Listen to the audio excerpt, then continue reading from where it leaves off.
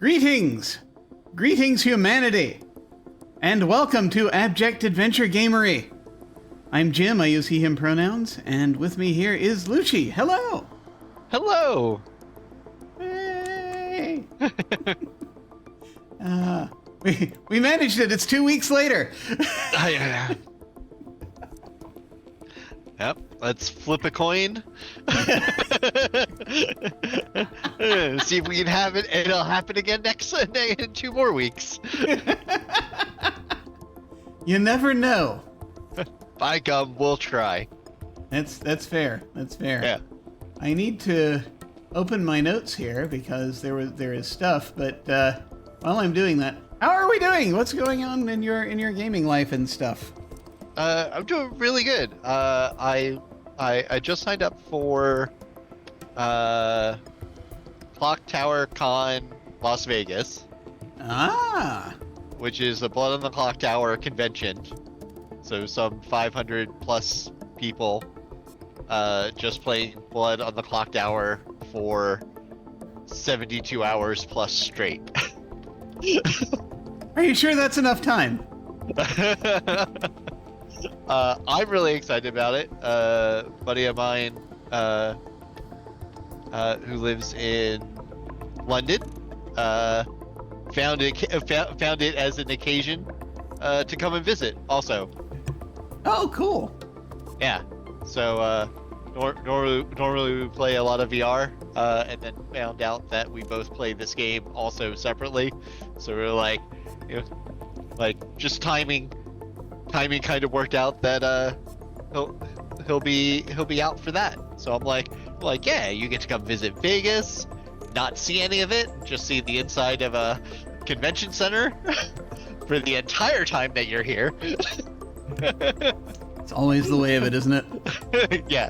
And then we'll play lots of games with lots of fun people. So I'm really Awesome. That's the end of October. So that's my thing. You know how I'm always like, I don't have anything to promote.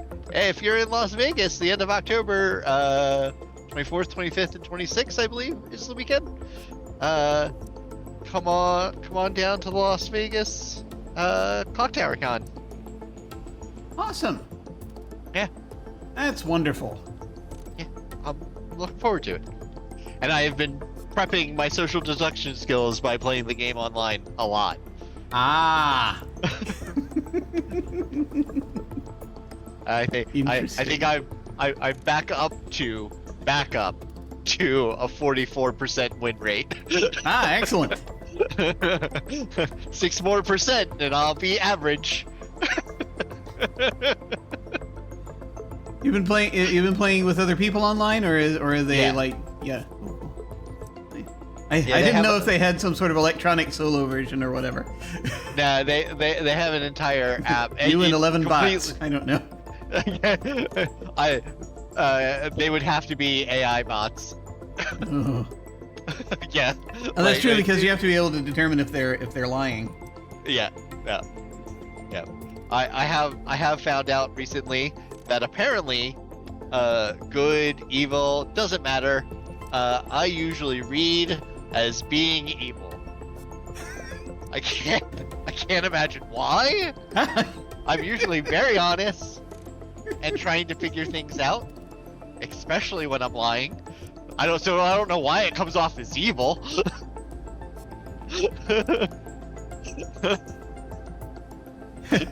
You never It's know. just- Evil is insidious that way.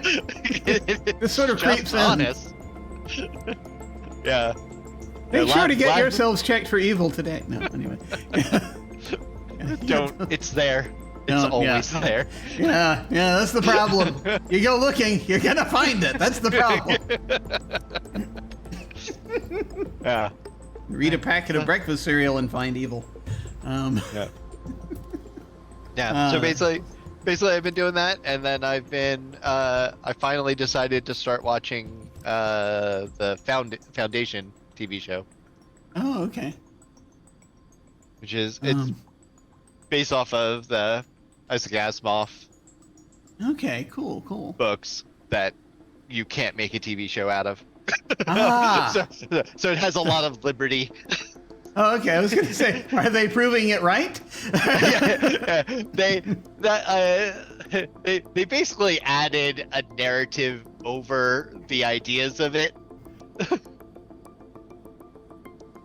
Took characters that they had and gave them actually depth and everything like that. I gave it a while because I heard so much. I never read Foundation because it always sounded a little too boring. No story, I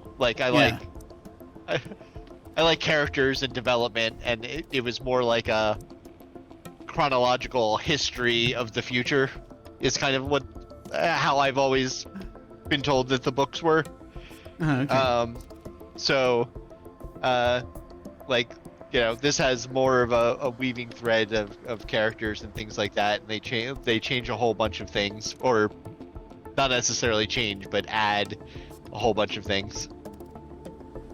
Okay. So, to be able to make it into more of a coherent narrative. That said, it's kind of like the most sci-fi thing that I've seen lately, and I'm really enjoying it. Cool. So. I have to look into that, actually. I have not, and it's a sad thing. I don't know how sad it is, really. Progressively less sad as time moves on. But I have not actually read any of Isaac Asimov's stuff.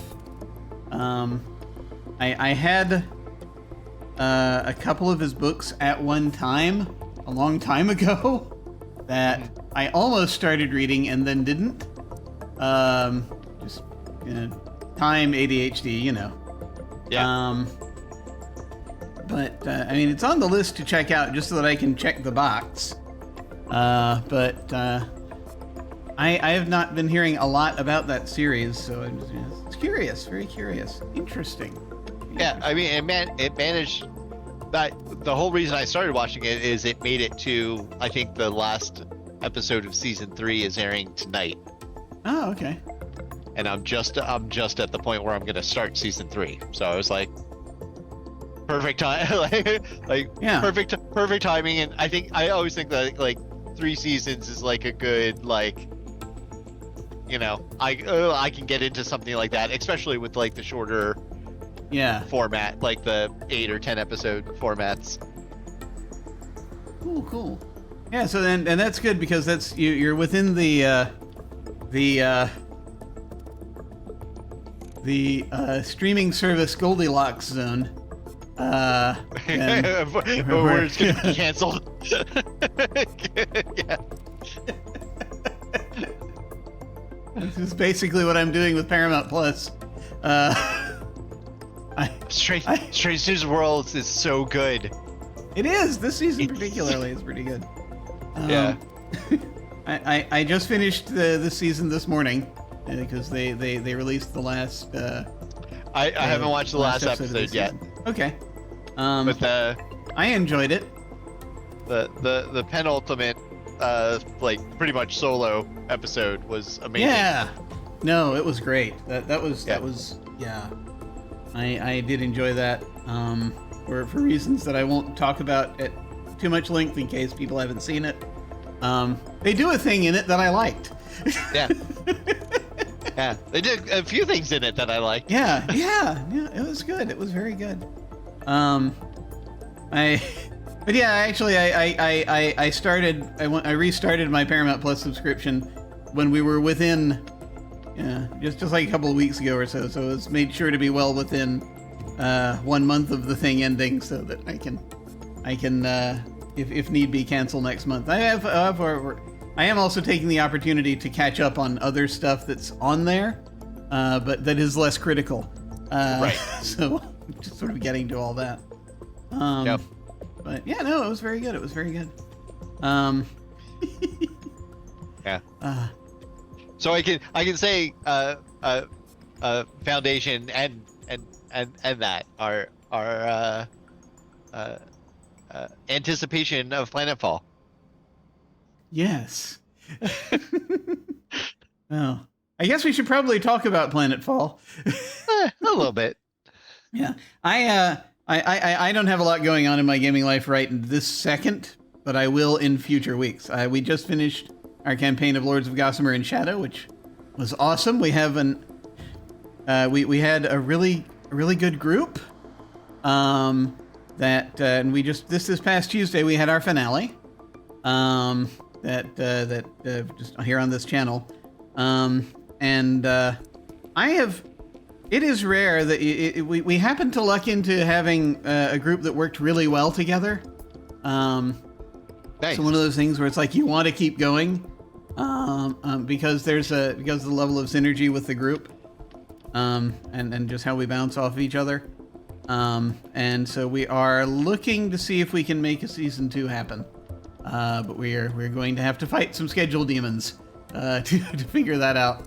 But soon perhaps. We'll see. In the meantime, I'm doing some things on a couple other channels that I'll be hearing more about that as we get close to the end of the month. And mostly just as a player, because right now I'm just enjoying not GMing anything, just at the moment. Yeah, take a rest. Yeah, trying to.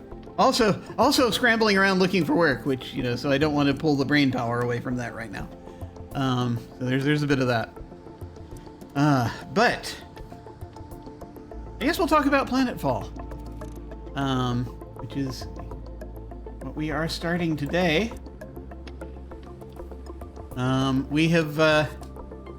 We are still in 1983. This is I played this a long time ago. It is set in space, and then also on a planet, which, if you read the title, it is spoiled for you in the title. A thing that is perhaps going to happen in this game.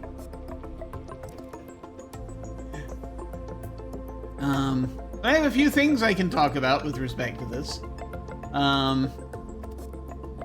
Oh, right, you know what, though? I nearly forgot. Before we talk about Planetfall, actually, there are a couple of things I wanted to mention about Enchanter. A couple of final things that, this happens, that I'll have a couple of final things that that I will dig up after the fact. Because I went back, going back and listening to the to podcasts about it, that kind of thing. Once all of the spoilers and what have you are out of the way. This will probably not be. I don't think this will be upsetting at all. Mm-hmm. But I do have to bring up Zork 3 again. Just so you're aware. Now, just I don't want to bring up your trauma. But speaking of your trauma, go on. It's not as traumatic as the previous thing. So I do need to take you back for a moment with me. Here, let's not talk. Here, let's relive something. Okay, hold my hand. No, this should be non-traumatic, except for its subject matter. So.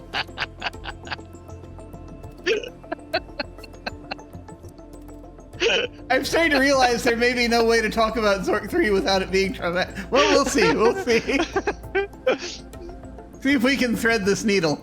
Do you remember the teleportation table? Teleportation table.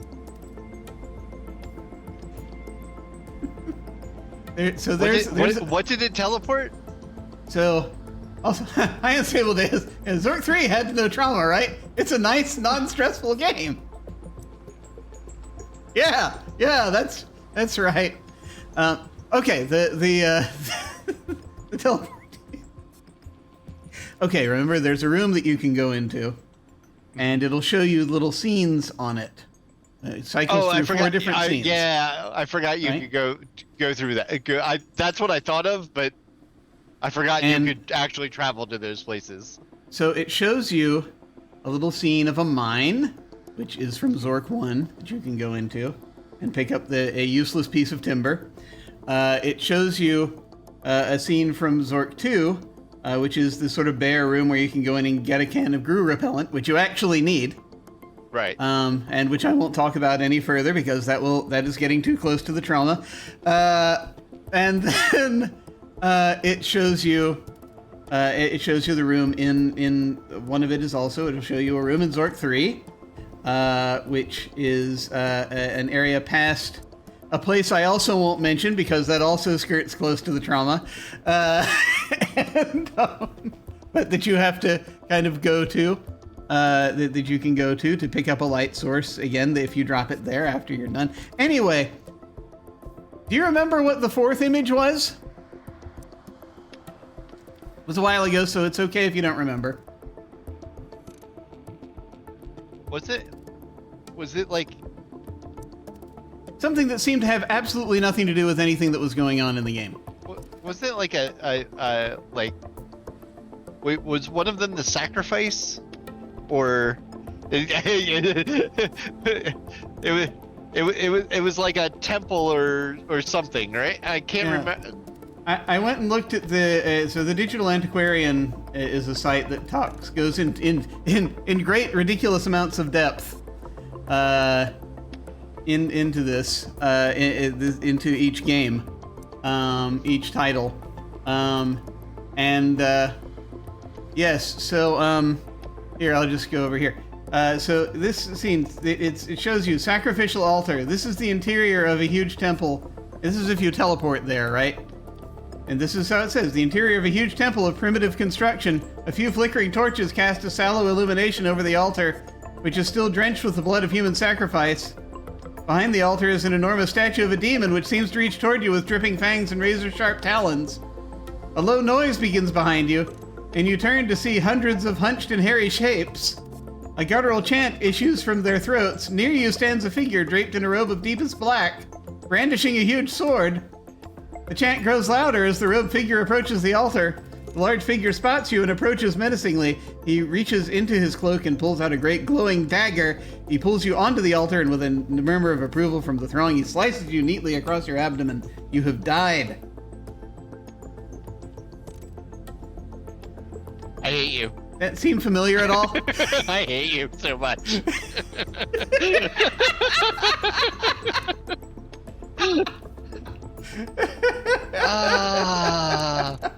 Didn't even think about it again. Neither did I. I tell you, I didn't realize until I went back and yeah. It's like word for word what happened.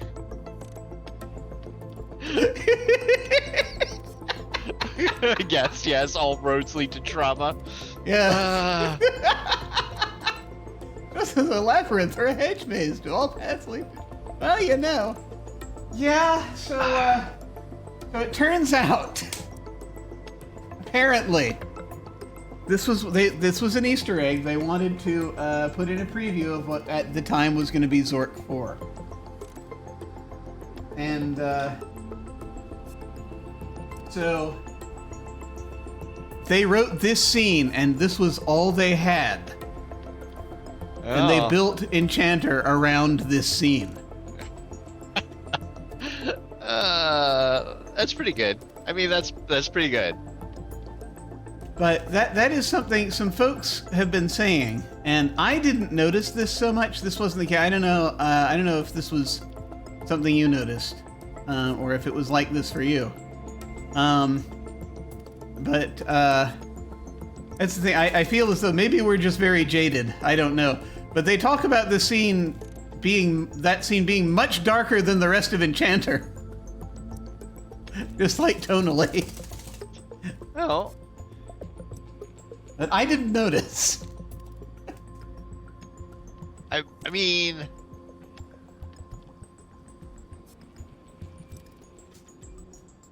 you are murdered. I think the invisible, the unseen entity. Yeah. Is pretty dark, or at least at that same level for me. maybe we are jaded. We might be. But no, I was going to say that's how I felt about that too. I just felt like, to me, just like, and it's like, okay, I mean, yeah, so it felt about the same, and then, you know, a little bit with stuff with Krill. Yeah. It's like, no, this is just what happens when you wander into danger in this adventure game, so, yeah. Yeah, and as far as villains went, I feel like Krill was, like, more attentive than other villains that they've had. Yeah. This is true. This is true. He very kindly had two different enemies. He'd show up and murder you. Yeah, he's very responsive. But he always answered. A very considerate villain. Even if you summon him into the chamber with the unseen beasts, and he goes, "Fuck no, you die." To it, not to me. I'm out.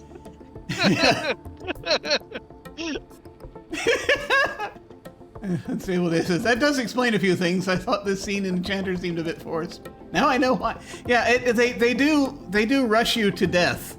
Once you get in, you know, you get out of that cell and they're like, "Oh, here you go." Yeah. But Unstable Deus also did not notice the change in tone because they are officially jaded as well, so that's entirely possible. Yeah. We're the wrong focus group for this. Yeah, probably.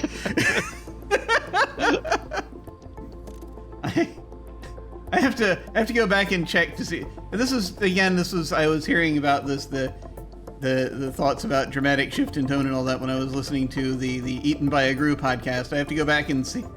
I have to go back and check to see how old the hosts were when they recorded that. As just, you know, as a thought. Just to see if they still had hope in their eyes. Yeah, exactly. But I thought that was interesting. But the let's see, did I have anything else? And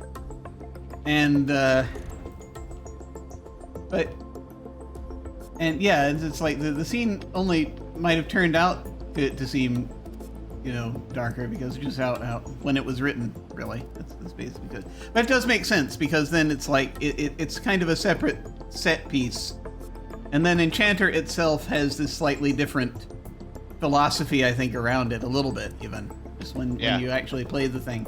And it does make, because again, they'd originally meant it to be Zork 4, so I don't know if they'd even decided if you were going to be casting spells, or they didn't know you were going to be an amateur spellcaster type deal. So right, especially then. Yeah. Let's see, remember my first question about Planetfall was, are there Gru present? I am, Jade. That is true, yes. In another stream, Unstable Deus did ask that, if there are Gru. To be fair, Unstable Deus always asks if Gru are going to be present. That is true.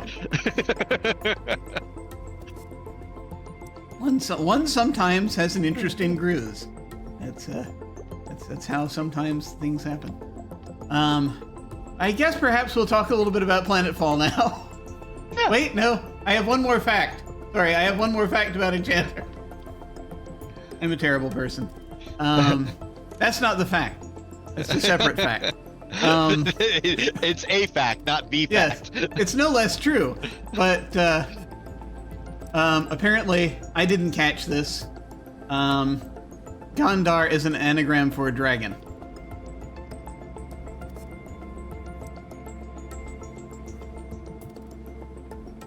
Yeah, I feel like it's stuff like that makes me feel like I should be better at games by this point, but I'm not. And it's the funny thing, and again, as I was listening to the podcast, it was like one of the hosts was like, I figured out this was for the dragon immediately because of the anagram, and the other host was like, I did not catch that. You know what I'm slowly realizing is like thing like Gondor being an anagram for dragon is like I can only get anagrams when they're straightforward, like Alucard. Right. I can read. Yeah. I can read things backwards. I can't. Yeah. If something's in red. Yeah. This is the limitation of my intellect. I found it.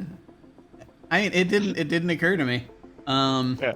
And unless my brain is in anagram mode, unless I know there's an anagram, unless I'm Right. doing the jumble, then I don't necessarily notice it. Backwards stuff I can kind of notice, but but yeah. So that was. I mean, it was again for those who didn't see us play the end of Enchanter. There's a spell that you cast on a fire-breathing dragon that puts out flames. Essentially, that's what the Gondar spell does. And so that was what was going on.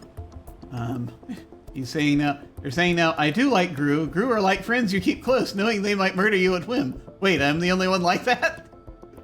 No, not at all. Not at all. I'm I hate sure to that's tell you, you're not the perfectly only normal. one like that. Yeah, you're not the only one like that. But I guess we'll talk about Enchanter. No, sorry, we already talked about Enchanter. We'll talk about Planetfall now.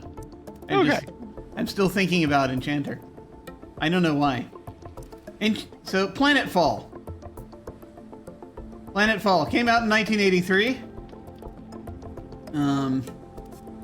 This was Steve Maretsky's first published game. This is the first one that he wrote. So he was I guess implementer for this one. Prior to that, he had worked on other games as a playtester. He'd worked on, I think it was, what did he say? I think it might go by as far back as Zork 2, but at least Zork 3. He worked on Zork 3. He worked on Enchanter, as I recall, as a playtester. He was, his roommate at the time was a playtester for some of the early. He worked unofficially on I guess Zork 2. Now that I'm remembering the interview, I've listened to an interview not too long ago. And his roommate was a playtester, but then when his roommate left for a while, and he sat down and just kept playtesting and making notes and sending them to Infocom, and then for the next game they hired him, essentially. But most of the work I've ever done in games has been unofficially.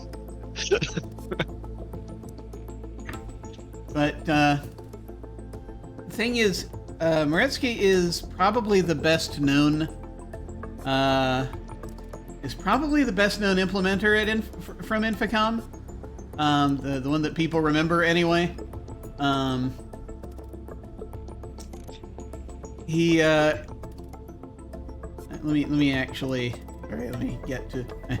I have things here that I haven't pulled up properly that I need to pull up as this is going on.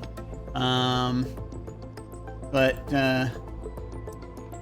he's one of 25 people mentioned in the. There's this. For some reason, people are still talking about an article from PC Gamer that came out in 1999. Called Game Gods. And he is one of the ones mentioned in this article.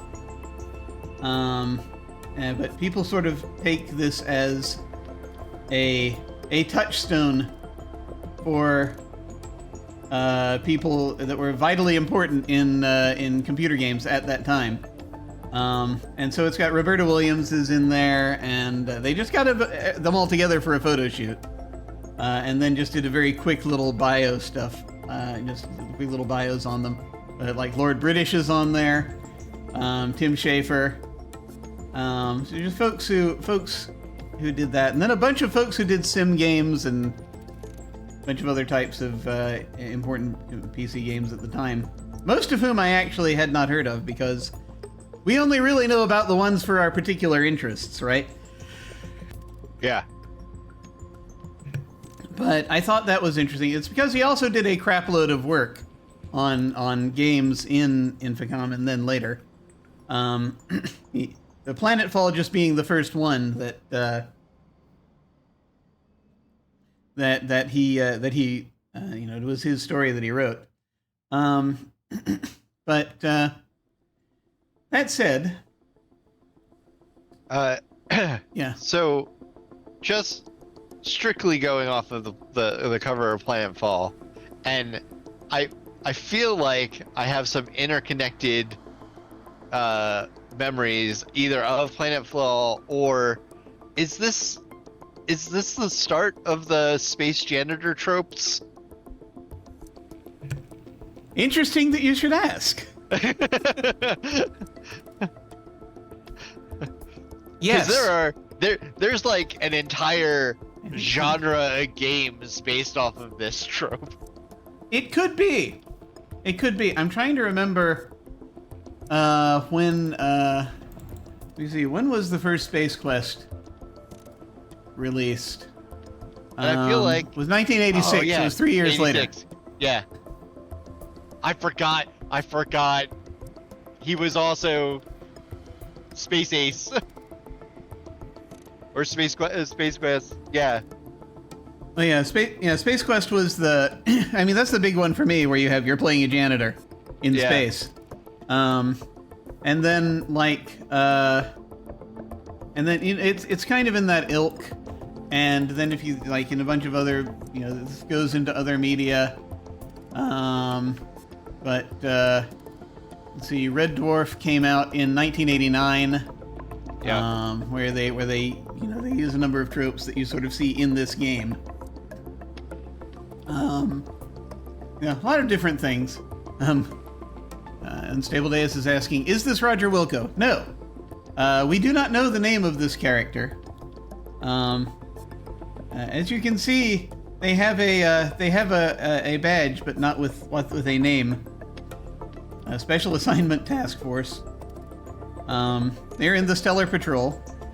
They're in Ensign Seventh Class. This is like the lowest rank on the ship.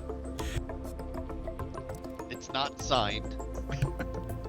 No, that's because this was an actual card. You could sign it yourself, if you so desired. This came in the box. I don't have this box anymore, unfortunately. But it came with a number of cool things. It came with postcards, actual postcards that you could send if you wanted. It comes with entries for a diary on Stellar Patrol letterhead. And pre-Space Quest 1, yeah.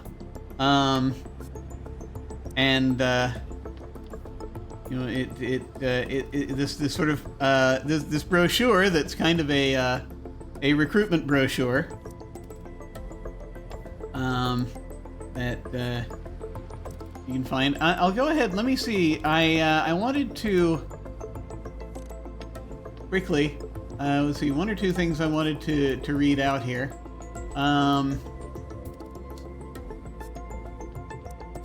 About this.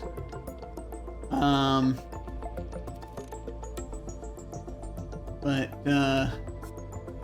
me see if I can find my. I've been skipping around a little bit. The premise.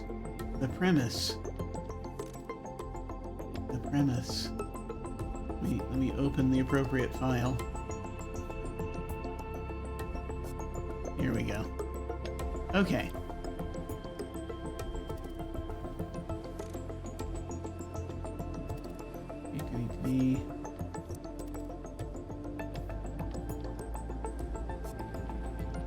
So,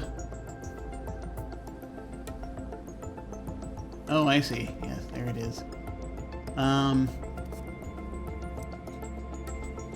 One or two things I was going to say. That Moretsky's bio inside the manual that he wrote. Steve Moretsky was born in mid-1957, frightening the Soviet Union into the early launching of its Sputnik satellite. Moretsky's gestalt was shaped by a number of painful childhood experiences, including rooting for the New York Mets. He blames his interactive fiction on a combination of growing up in Yonkers and studying at MIT. We use studying in the most general sense. Moretsky has never been a rutabaga farmer and believes that eating granola is a decision that should be left to the individual's conscience. Moretsky now lives near Boston and has been working for Infocom since 1982 as an experimental alternative lifestyle to unemployment. He apologizes for Planetfall and Sorcerer, which he also wrote. I believe. Yes, he did that one as well. Which will be coming up. The thing interesting, a lot of folks, I will say that this, science fiction comedy, this game is, but the funny thing is he didn't, Moretsky was not aware of the Hitchhiker's Guide until he had started working on this game, and people at the office were telling him that it reminded them of it, that it reminded them of Hitchhiker's Guide. And so apparently he went and he he listened to the radio series and fell in love with it apparently. So he was learning about hitchhikers as he was writing this game. But his style was already kind of similar. His style of humor was already kind of similar to Douglas Adams a bit. And so that was a happy coincidence, especially when it comes to the writing process, which we will talk about a little bit when we get to Hitchhikers. We'll talk about the writing situation with that. As well, there are things. But in any case,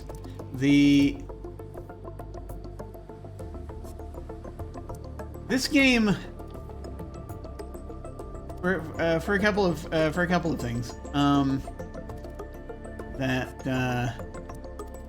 let me go ahead and read out the description here. I'm going to go ahead and read the description from the back of the box.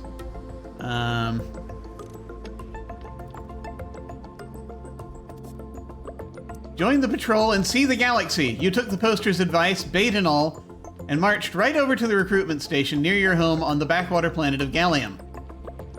Images of exotic worlds, strange and colorful aliens, and deep space heroism had danced in your head as you signed the dotted line. And since that day, the closest you've come to deep space heroism was scrubbing down the radioactive leper colony on Ishmael 3. But suppose that jumbo fortune cookie you got at Kwang's Takeout asteroid last shore leave was right. Maybe you will indeed narrowly escape disaster. It's even possible that you'll actually travel to an unknown corner of the universe, where you'll save a doomed planet, or die in the attempt. In fact, we'll guarantee it, every crumb of it, because that's just the way the cosmic cookie crumbles. This game is rated as standard, which it says here, good introductory level for adults. This is Infocom's most popular level of interactive fiction. They also get a little more information.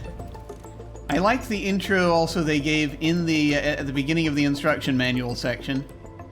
After the fall of the Second Galactic Union in 1716 GY, a 10,000-year dark age settled upon the galaxy. Interstellar travel was non-existent, and many star systems descended into a near-barbaric state, burning coal and gas for energy, and growing food directly from the exposed topsoil. In 11,203 GY, 11203, a treaty between the empires of Tremaine and Gallium formed the Third Galactic Union. Ships of the Stellar Patrol, a pseudo-military wing of the Union government on Tremaine, began exploring the galaxy, searching for the human civilizations that are the remnants of the Second Union. You are a native of the planet Gallium. Although it is one of the most politically powerful worlds in the Union, Gallium is no garden spot. In fact, the Gallium Chamber of Commerce brochure, entitled 10 Great Reasons to Visit Gallium, ends on page 3. The author ran out of reasons after listing just 2. For 5 generations, your family has served in the Stellar Patrol. Your great-great-grandfather was a High Admiral and one of the founding officers of the Patrol. It was taken for granted that when you came of age, you would join up. Now, more than a year after signing up and 2 months after being transferred to the SPS Feinstein, you are still only ranked Ensign Seventh Class. Your superior officer, Ensign First Class Blather, has been making your life miserable. You're beginning to wonder if you're really cut out for the Stellar Patrol.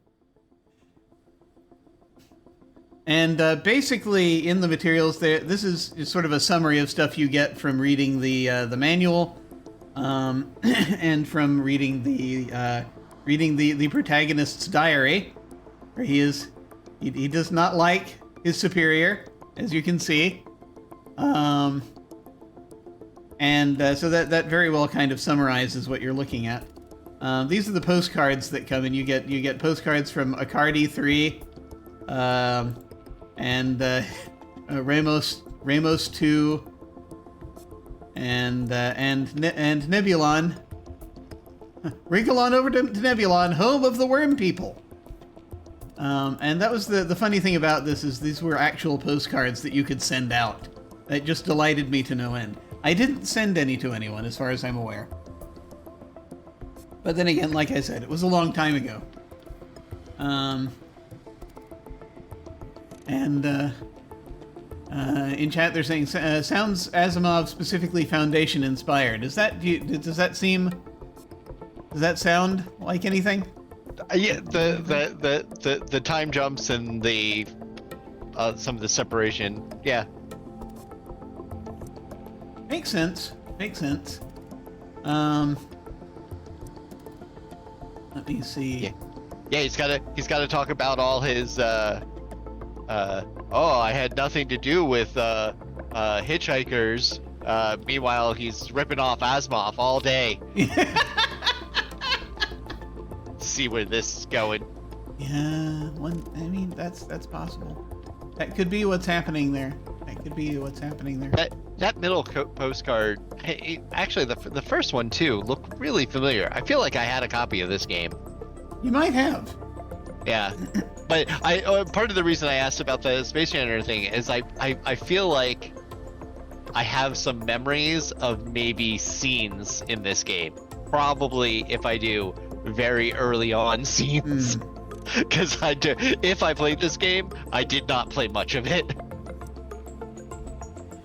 I think I played this all the way through, but I'm remembering very little right now.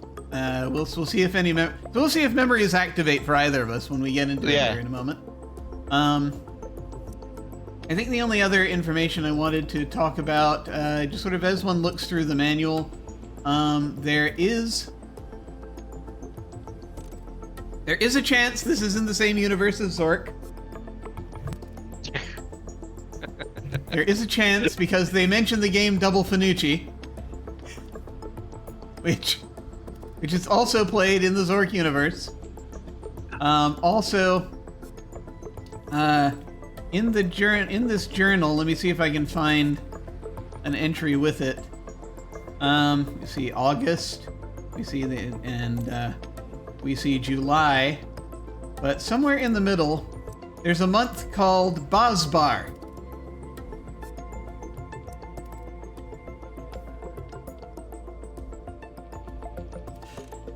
And that is Bozbar is mentioned as the name of a month. It replaces it. I said it replaces August, but it doesn't replace August. It's just between July and August. It looks like yes. There's August. So another month between July and August.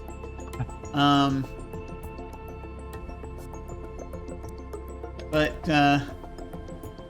Bozbar in the Zork universe, it appears in.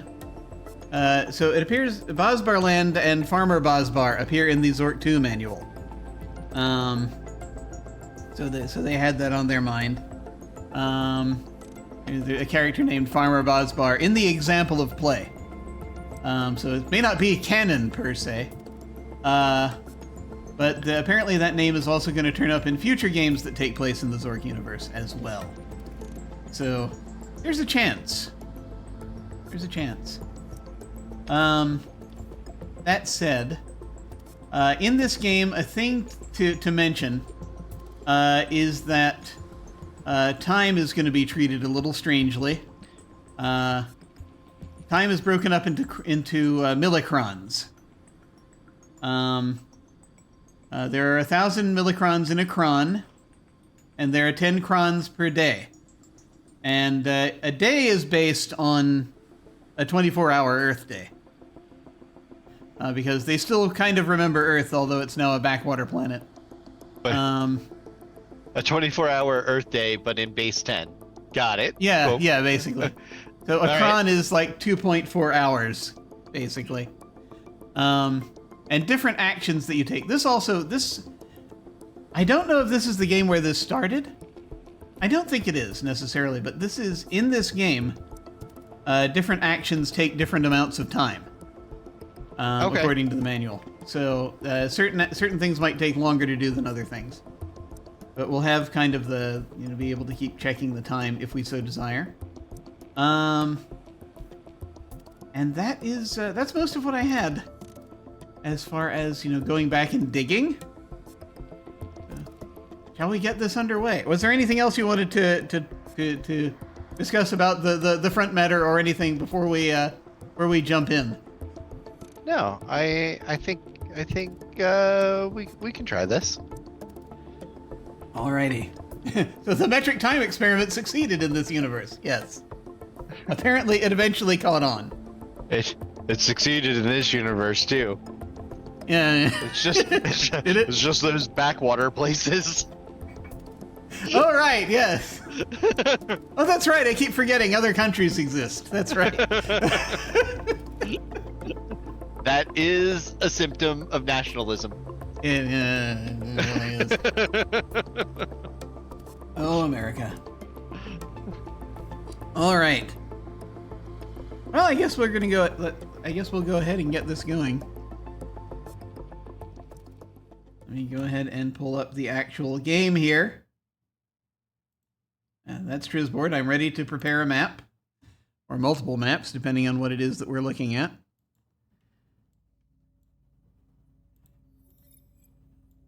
Okay.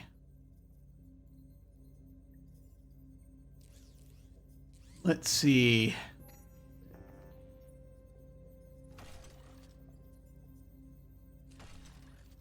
Here we go.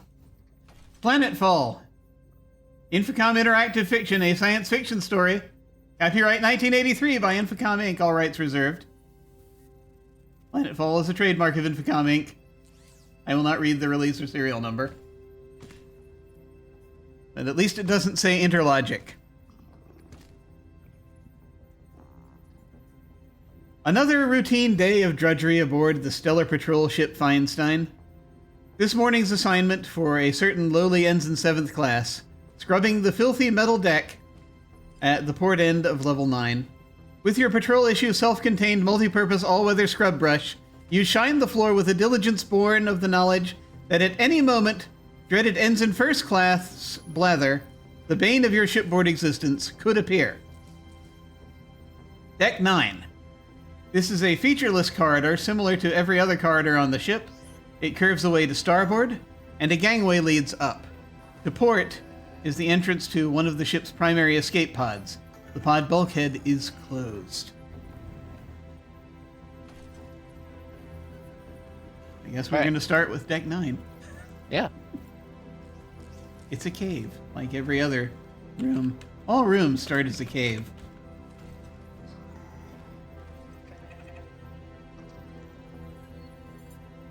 Let me see. So let's see. What do we have in here? There's a pod and a bulkhead. Okay, curves away to starboard. I'm gonna. That's not starboard. Fore, aft. Port, starboard. Yeah, there you go. That right? That side. Yep. Okay. Okay. A ship is just a connected series of caves. That's absolutely right. Thank you, the Microsoft game Sea of Thieves. I finally got that down because it was lovely just captaining a ship into nothing and looking at the beautiful scenery. But it did teach me nautical directions. Excellent. Excellent. Good, good. Hi, Schmelzer. Greetings. Oh, a stable dais learned nautical terms from 50 fathoms. That's cool. I ran that on this channel once. Back in the before time. Or the current before time. 2019. 2018, 2019. It was fun. I actually want to do more 50 fathoms sometime if I can. I gotta work that out. But to port is the entrance to one of the ship's primary escape pods. Pod bulkhead is closed. Escape pod entrance to port. Okay. No, wrong. Sorry, I put that in under the wrong tab. Here we go. I want it when you hover, not all the time. Okay. All right. What shall we do? I mean, the first thing that we should do in every game, Oh, get you're right. the escape pod and leave. Oh, okay. Oh. I'm sorry. I was just going to I was going to engage maximum verbosity, but yes. Of course, we need to do that. Yes, absolutely, absolutely. That goes without saying. Let me go ahead and create a save folder here. How dare you? I find a shortcut to the end of the game, and you and you think we need a save for it? Like there's other things to do in this. Really? Also, Just so I don't have to rude. type verbose again. So yes, obviously, open bulkhead.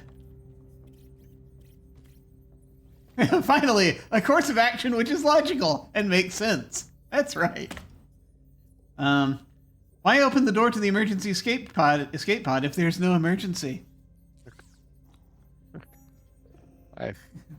Already, by definition of emergency and yours are different, game. This is a sadness emergency, damn it. Avoiding future trauma, I find to be an emergency. But no, you want me to walk into that trauma.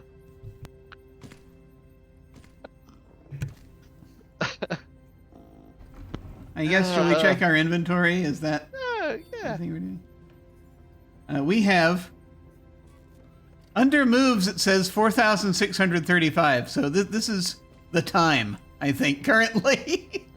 Because I know we haven't made this many moves yet. You are carrying a patrol issue self-contained multi-purpose scrub brush, a patrol uniform being worn. The patrol uniform contains an ID card, a chronometer being worn. Oh, let's check our moves to our chronometer. Ooh. It is a standard wrist chronometer with a digital display. According to the chronometer, the current time is 46:35. The back is engraved with the message, "Good luck in the patrol. Love, Mom and Dad." And it's now 46:42. So clearly, looking at the chronometer took just a little bit longer. Do we look at our other things? I'm currently in a fugue emergency. Fear being aroused from the fugue sounds like an exciting emergency. We must not disturb our fugue state. Damn.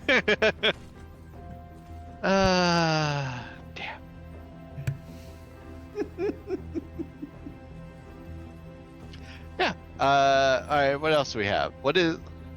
Yeah. I mean, yeah. Look at the things. Look at the ID card. Look at the brush. I should look at the ID card. Stellar Patrol, Special Assignment Task Force, ID number 6172531541. Wait a minute. Different! Different! Different! All right. You're right. You the box came with your own personal ID card. Yes, surely that's it. you're not him. This is just the game about him. Ah, that's okay. Or her. Or them. Yeah. Whoever this is. Yeah. This person with the mop. Yeah.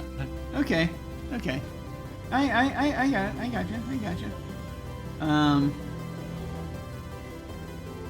But let's see. Look at uniform. It is a standard issue, one pocket Stellar Patrol uniform, miracle of modern technology. It will keep its owner warm in cold climates and cool in warm locales. It provides protection against mild radiation, repels all insects, absorbs sweat, promotes healthy skin tone, and on top of everything else, it is super comfy. That actually sounds kind of lovely. I know. What the... It did not, however, say fashionable. Yeah, it does. Yeah. It says fashionable. It says fashionable in the recruitment brochure. I don't understand why they would have lied to us. I see nothing special about the patrol issue self-contained multi-purpose scrub brush. The alien ambassador from the planet Blok-Bidden Gordo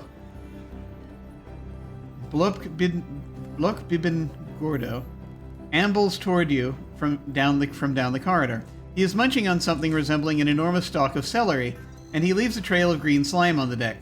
He stops nearby, and you wince as a pool of slime begins forming beneath him on your newly polished deck.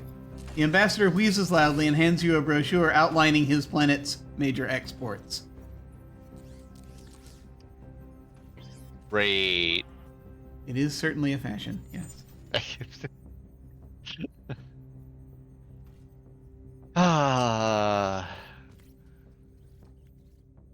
Maybe it's an emergency for us to, I don't know, visit his planet. I was gonna say visit his planet, but it's a brochure on its major exports.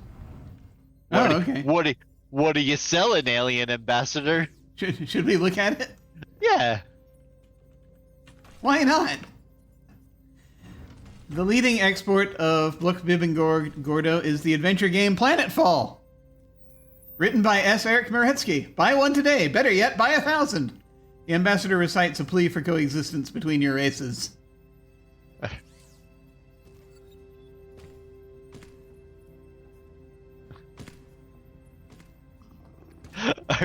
Should we do something with this guy? What do we do?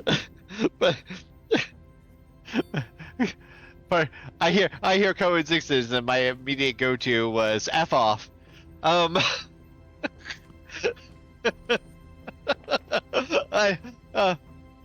am I like this? We'll never know. Stranger danger.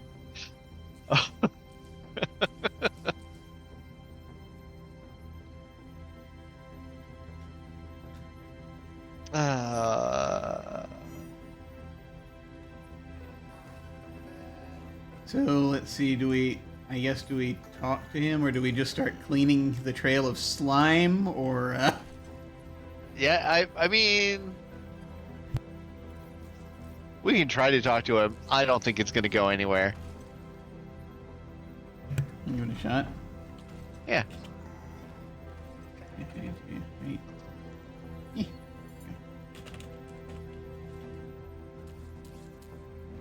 The ambassador taps his translator and then touches his center knee to his left ear. The Blok-Bibben Gordoan equivalent of shrugging. The ambassador remarks that all humans look alike to him. Wow. Yeah, this is a thing we could take advantage of.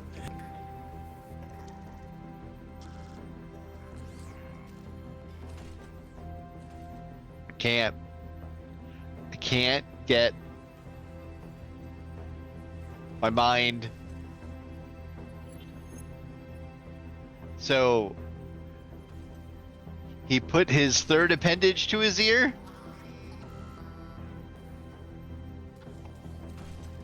His center knee. Yeah, Mom. Just the knee in the middle. In the middle. Does he have 6 appendages? Is that the Is it 6?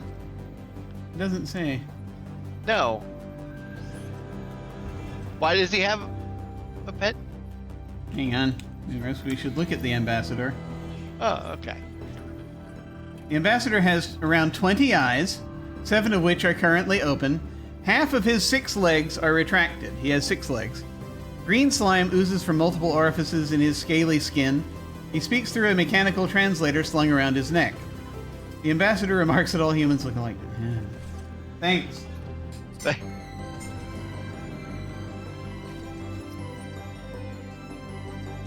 That's hard to say because it's like 20 eyes but 6 legs.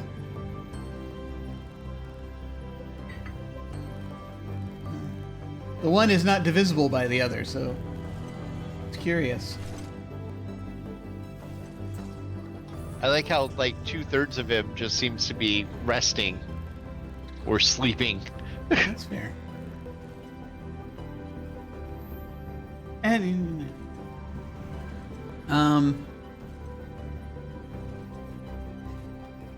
he's got I have no scaly memories of this, so what do you? Any thoughts? Yeah. No, I'm good. What? All right. What else was we tried to leave? It's not an emergency apparently. Yeah. Alas, yes, we can't get in the pod. All right. I guess we can try. We're here. We can try to mop up his slime. Okay. But he's just gonna leave more. I know. Clean slime with brush. Here, you've cleaned up maybe 1/10,000th of the slime. If you hurry, it might all be cleaned up before Ensign Blather gets here. The ambassador grunts a polite farewell and disappears up the gangway, leaving a trail of dripping slime.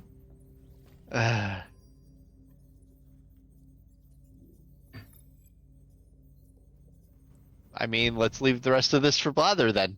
Okay. Shall we explore? Yeah. Okay. Yeah, let's go. Let's go somewhere else. Now, let me turn yes, can't go there. Can't go to the escape pod. So, I guess we'll go starboard. Yeah. It's confirmed the ambassador is scammable. Yes, that's fair. Not sure how we would want to scam him yet, but perhaps something is coming. Reactor lobby. The corridor widens here as it nears the main drive area. To starboard is the ion reactor that powers the vessel, and aft of here is the auxiliary control room. The corridor continues to port. Ensign Blather, his uniform immaculate, enters and notices you are away from your post. 20 demerits, Ensign Seventh Class, bellows Blather. 40 if you're not back on deck 9 in 5 seconds. He curls his face into a hideous mask of disgust at your unbelievable negligence. I think our negligence is quite believable. Yes.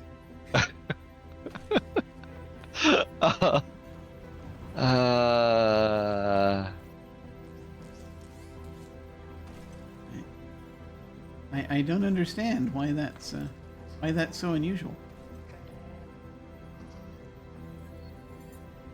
We have a reactor lobby. Okay. So we have ion reactor to starboard. Auxiliary control room to aft. Oh yeah. And the corridor continues to port, which is where we just came from. But we've got aft and starboard. Starboard. There we go. I mean, do we just ignore him?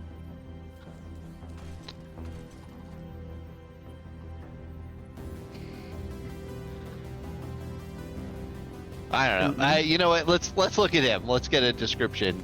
Okay. Ensign Blather is a tall, beefy officer with a tremendous misshapen nose. His uniform is perfect in every respect, and the crease in his trousers could probably slice diamonds in half. I said return to your post, Ensign Seventh Class, bellows Blather, turning a deepening shade of crimson.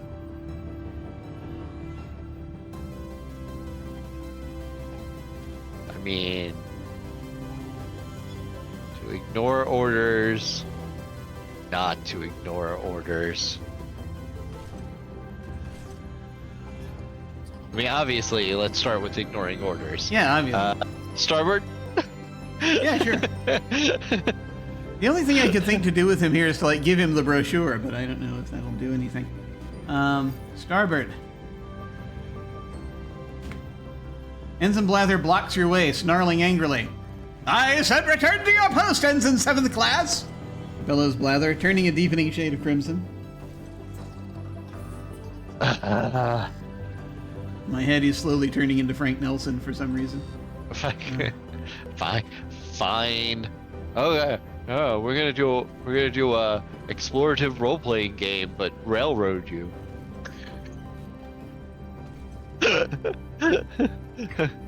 Do we want to try handing him the brochure, I guess? Choo choo. Yeah, go ahead. I don't know. I don't remember what to do here, so. The Ensign First Class declines your offer, then says the same thing. Alright. Fine. Okay. Port. Let's see. Unless we can run aft, I don't think there's... I mean, we can try aft, but it's probably going to block our way. Ensign Blather pushes you roughly back toward your post. Blather loses his last vestige of patience and drags you to the Feinstein's bridge. He throws you in, and the door... Brig. Brig. I missed a couple of letters that weren't there.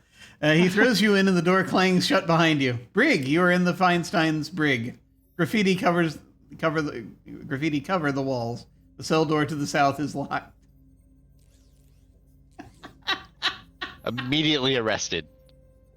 Yeah. Do we want to go back, or do we want to? No, let's go down this timeline. Okay. Graffiti. Read graffiti. All the graffiti seems to be about Blather. One of the least obscene items reads, there once was a crip named of Blather who told a young ensign named Smather, I'll make you inherit a trotting demerit and ship you off to those stinking fog-infested tarples of Crather. It's not a very good limerick, is it? No.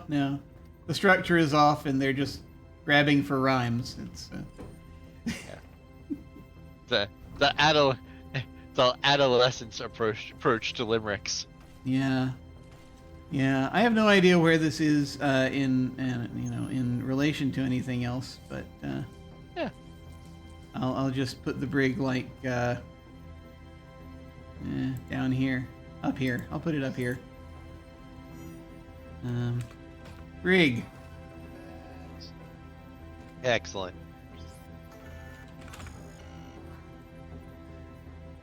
Okay. As I'm putting things on the map. Okay. Here's a cell door. And that's it. Alright. Let's look at the cell door. Yeah, door. I see nothing special about the door. Unlock the door with the brochure? You could try it. I mean, yeah. It did say it was locked, so. No way, Jose. Okay. You are empty-handed. We no longer have the brochure, apparently. Oh. Or a uniform, or... No, yeah, I guess he threw us in here naked. He just stripped us down and threw us in the brig. Alright. I know.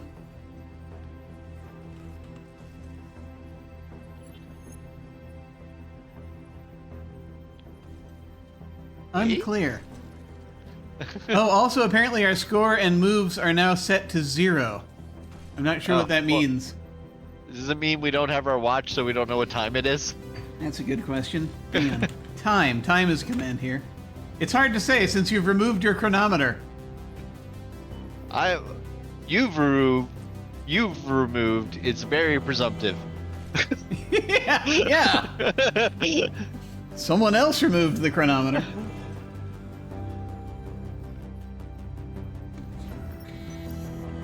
I don't know. Should we wait? Right. can't Wait think or of a plan. or sleep. Sleep. You're not tired.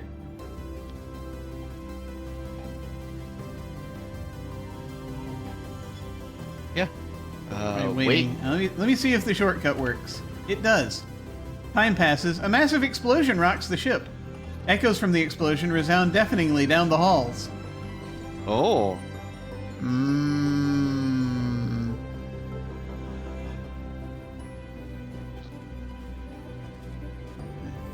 That's right. The literal answer to what time is it? Yeah. I feel as though there may be a problem going on. There may be a problem of some kind. Yeah. Hit door. There are no strange beings, but attacking a door. The ship shakes again. You hear from close by the sounds of emergency bulkheads closing. Break door down. Trying to destroy the door is as worthwhile as cleaning a grotch cage. That, by the way, is your main duty that you'd been assigned on this ship, is cleaning the grotch cages. There's a creature called a grotch. Okay. According to your diary, you wanted, according to our diary, we wanted to apply to to be a grotch feeder. We wanted to feed the grotch. But then they laughed at us, or rather Blather assigned us to cleaning after the grotch. The ship rocks from the force of multiple explosions, the lights go out, and you feel a sudden drop in pressure accompanied by a loud hissing. Too bad you weren't in the escape pod! You have died. Your score would be 0 out of 80 points. It is day 1 of your adventure. Current galactic standard time is impossible to determine since you're not wearing your chronometer. This score gives you the rank of beginner. Oh well. According to the Treaty of Gishin 4, signed in 8747 GY, all adventure game players must be given another chance after dying. In the interest of interstellar peace, would you like to restart the game from the beginning, restore save game position, or end this session of the game? Quit. There we go. Well, that was a short session. I guess I'll restore it to just after I said verbose. Yeah. Comes in handy after all. Okay, we are on All right. deck 9 at the beginning once again. All right. Screw this. Let's get out of here. How? Starboard. Okay. Maybe he's not there yet. Nope, he's there. Damn it. Back in the reactor lobby. Aft. 20 demerits. 40 if we're not back on deck 9 Or in 5 port, seconds. Port. All right, we'll go back to port. Back on deck 9. Oh, a gangway leads up. Oh. I didn't notice that before. Okay. Can we try going up? Yeah. Let's go up. Gangway! We made it to the gangway. I did not notice that. This is a steep metal gangway connecting deck 8 above and deck 9 below.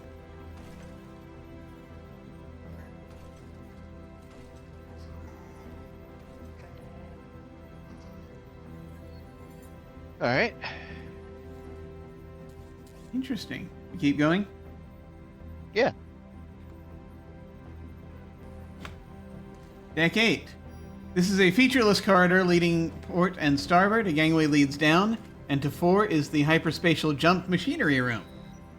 Ensign Blather, his uniform immaculate, enters and notices you are away from your post. How did he get here so fast? 20 demerits, Ensign 7th Class, bellows Blather. 40 if you're not back on deck 9 in 5 seconds. He curls his face into a hideous mask of disgust at your unbelievable negligence. He can teleport. It's the only explanation.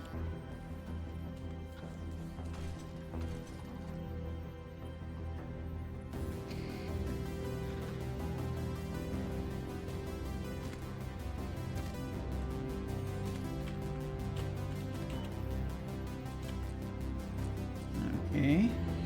All right. So I guess we just have to clean the slime. Like, I suppose so. yeah. Oh, Alright, well, I guess we'll head back down then.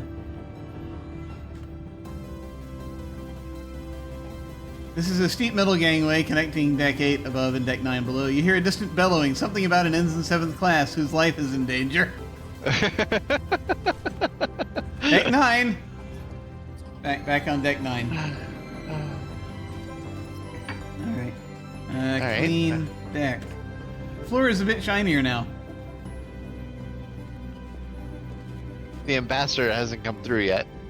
Turn on brush. You can't turn that on. I didn't know if there was some strange different thing. Oh, wait. There we go. Our captions were stalled for a moment. I guess we wait. Yeah, I guess so. Time passes. Let me try something. Clean slime? What slime? The alien ambassador! Okay, here he is. Yeah. Alien ambassador from the planet Blood-Dipping Gordo ambles toward you from down the corridor. He is munching on something resembling an enormous stalk of celery. He leaves a trail of green slime on the deck. He stops nearby, and you wince as a pool of slime begins forming beneath him on your newly polished deck. The ambassador wheezes loudly and hands you a brochure outlining his planet's major exploits. Alright.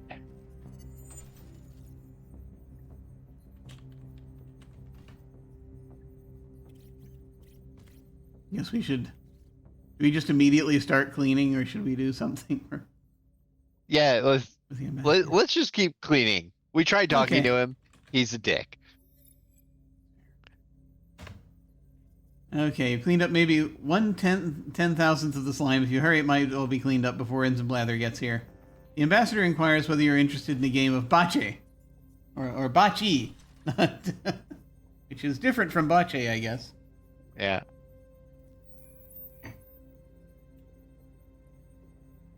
Just do the same thing over and over again? I mean, we could try to play bocce. Okay. Bocce.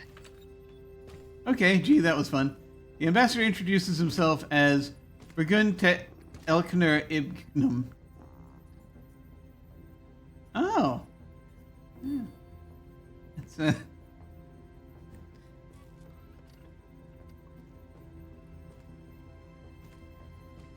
of the New England Ibgnums?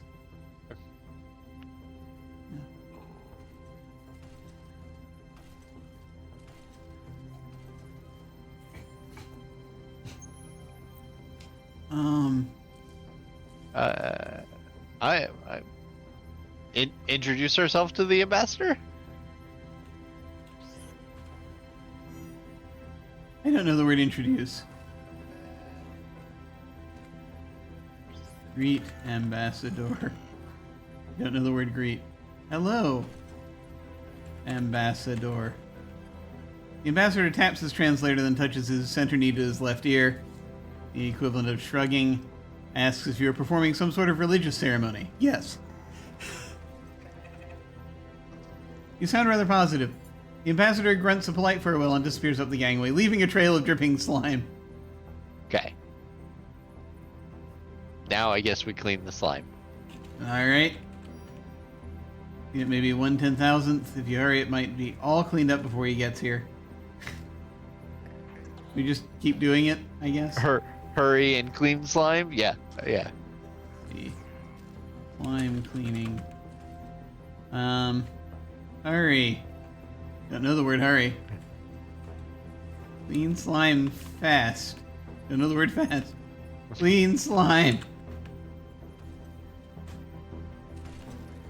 I guess just keep doing it. Yeah.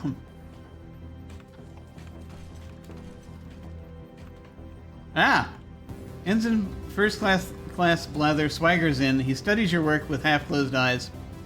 You call this polishing Ensign 7th Class, he sneers. We have a position for an Ensign 9th Class in the toilet scrubbing division, you know. 30 demerits. He glares at you, his arms crossed.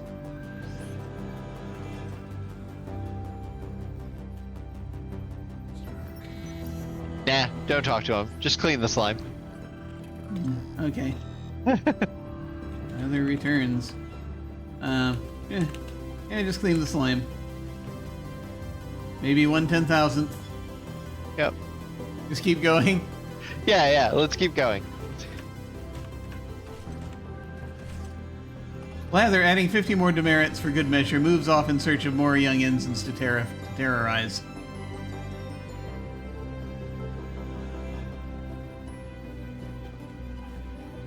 Alright. Now we can explore the ship.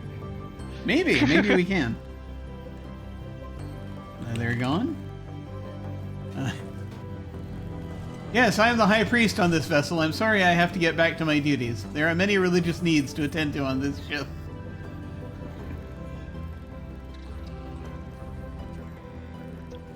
Okay, where shall we go? I don't know. Now, yeah, let's go starboard and Check out the reactor lobby? yeah. Let's check out the level we're on. Okay. Ah! He's there! He's everywhere. I feel like the game doesn't want us to be anywhere other than Deck 9. The game doesn't want us to be a game. It's strange. All right, Do we go back? All right. Yeah. Back on Deck 9. I mean, we could just wait. Okay. Presumably, we were in the brig last time it happened. A massive explosion rocks the ship. Yeah. Echoes from the explosion resound deafeningly down the halls. The door to port slides open. Yeah. Ah! Explosion. Okay. I guess we'll head there.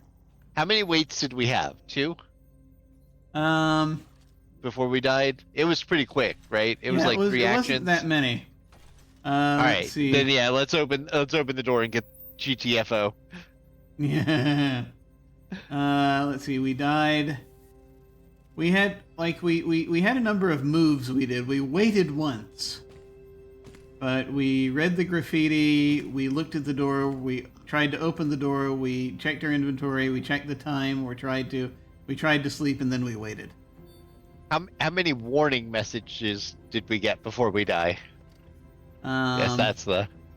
Then we tried to hit the door, and the ship shaked again. And we tried to break the door down, and that's when we died. We've got like one or two. We've got one move that we can maybe do a thing, but that's it. Okay, yeah. Just open the door and GTFO. Yeah, probably. Yeah, the door is open. But see, this was the exciting emergency I was afraid of. Yep. All right. Port. Escape pod. This is one of the Feinstein's primary escape pods for use in extreme emergencies. A mass of safety webbing large enough to hold several dozen people fills half the pod. The controls are entirely automated. The bulkhead leading out is open. The ship shakes again. You hear from close by the sounds of emergency bulkheads closing. Yep, close the bulkhead. Okay.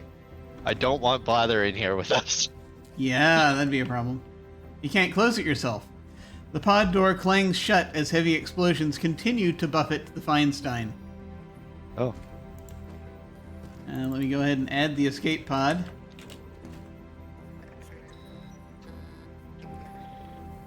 Let me see, was there anything interesting in this? Safety webbing. Safety webbing.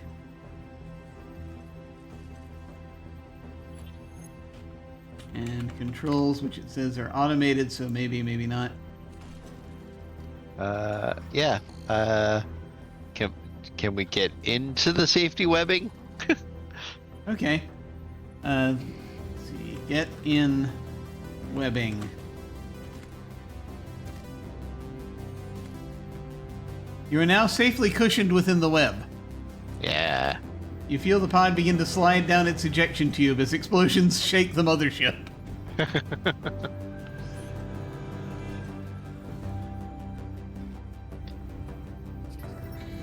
Yep, I'm good here. Hooray. Read brochure. Just a little light reading while we're waiting. Through the viewport of the pod, you see the Feinstein dwindle as you head away. Bursts of light dot its hull. Suddenly, a huge explosion blows the Feinstein into tiny pieces, sending the escape pod tumbling away. As the escape pod tumbles away from the former location of the Feinstein, its gyroscopes whine. The pod slowly stops tumbling. Lights on the control panel blink furiously as the autopilot searches for a reasonable destination.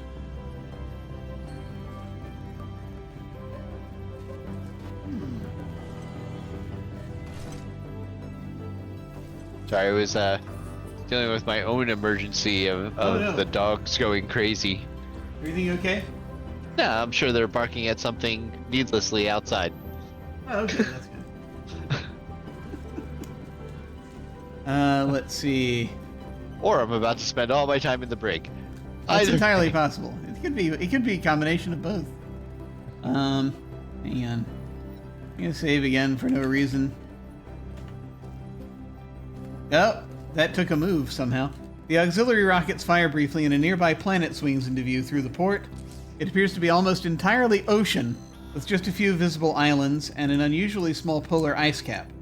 A moment later, the system's sun swings into view and the viewport polarizes into a featureless black rectangle. Alright.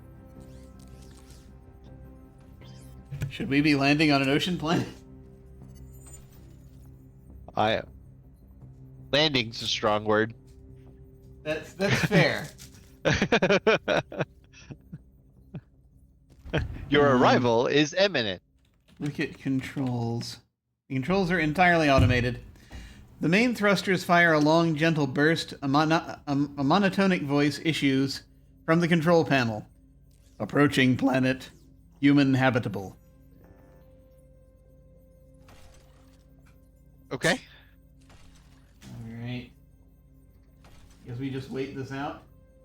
Yeah. Okay. I mean, the other part of me wants to get out of the webbing and see how many ways I can die by bouncing off of things, but I mean, you know. I don't think it's necessary.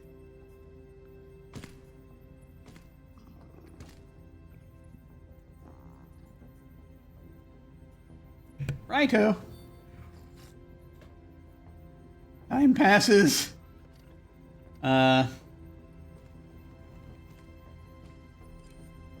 I assume we're still approaching. Sleep. You're not tired. Examine webbing. The safety webbing fills most of the pod. It could accommodate from 1 to perhaps 20 people. Wait. The pod is buffeted as it enters the planet's atmosphere.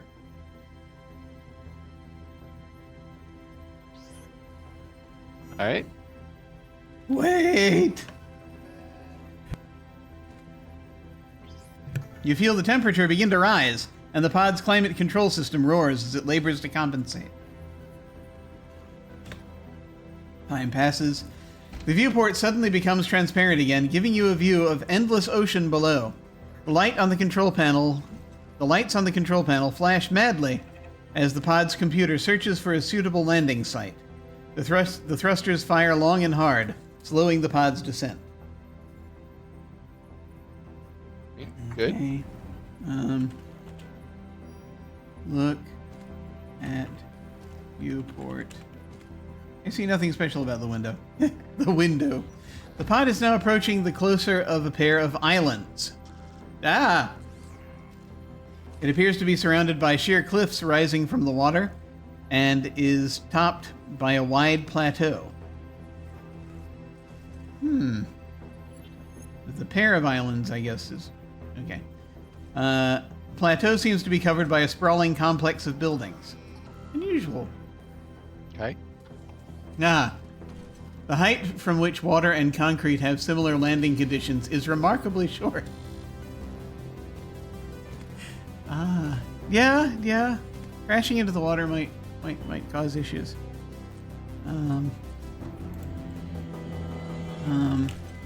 Look through window. You can see a planet, hopefully a hospitable one. The pod lands with a thud. Through the viewport, you can see a rocky cleft and some water below. The pod rocks gently back and forth as if it was precariously balanced. A previously unseen panel slides open, revealing some emergency provisions, including a survival kit and a towel. There is the Hitchhiker's reference, I think. I think we found an add-on to that one line. Yeah. Okay. Alright. Yep, get all. You can't reach it from here. You can't reach it from here. You're in it. Okay. Get out of web. As you stand, the pod shifts slightly, and you feel it falling. A moment later, the fall stops with a shock, and you see water rising past the viewport. Welp. Yep.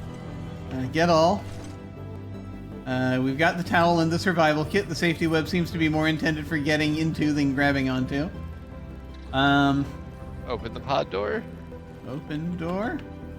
The bulkhead opens and cold ocean water rushes in. The pod is now completely submerged, and you feel it smash against underwater rocks. Bubbles streaming upward past the window indicate that the pod is continuing to sink.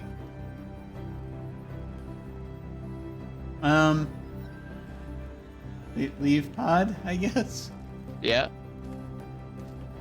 Underwater, you are momentarily disoriented as you enter the turbulent waters.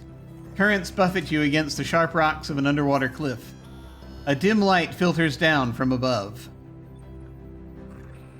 I guess I will note somewhere that we're underwater. that we're underwater. There we go. And I guess up. Up. Crag. You have reached a cleft in the cliff wall where the island rises from the water. The edge of the cleft displays recently exposed rock, where it collapsed under the weight of the escape pod. About 2 meters below, turbulent waters swirl against sharp rocks. A small structure clings to the face of the cliff about 8 meters above you. Even an out-of-shape Ensign Seventh Class could probably climb up to it. Good. I don't have an Ensign Sixth Class with me. Fair enough. Fair enough. Let me go ahead and yes, register this information.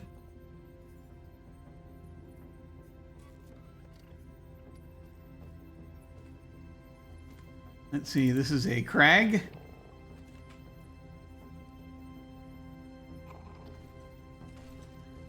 A cleft. And structure above.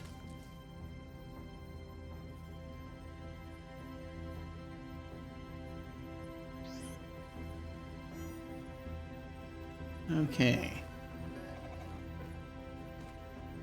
So, I think we might be okay.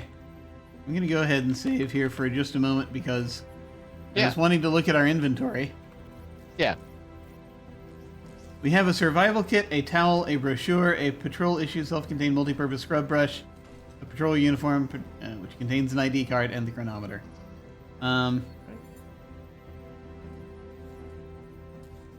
Look at towel. A pretty ordinary towel. Something is written in its corner. Read towel. SPS Feinstein, escape pod number 42. Don't panic. Yeah, there it is.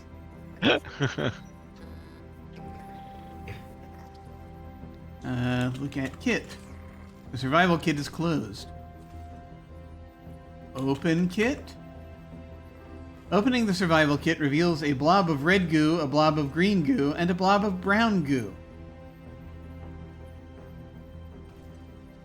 All right. Okay, red goo. Nothing special. Okay.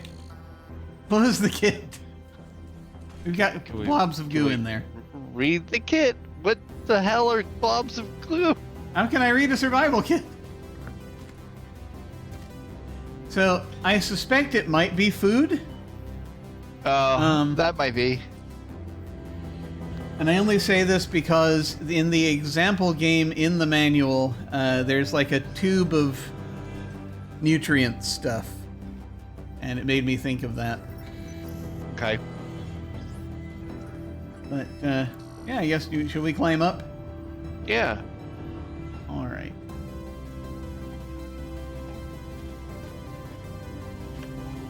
Balcony. This is an octagonal room, half carved into and half built out from the cliff wall. Through the shattered windows, which ring the outer wall, you can see ocean to the horizon. A weathered metal plaque with barely readable lettering rests below the windows. The language seems to be a corrupt form of Galalingua. A steep stairway, roughly cut into the face of the cliff, leads upward. A rocky crag can be seen about 8 meters below. All right. Balcony. Yes. As all rooms do, starts as a cave. Balcony. Okay. It's 8-sided room. We can see the ocean. Shattered windows. Black.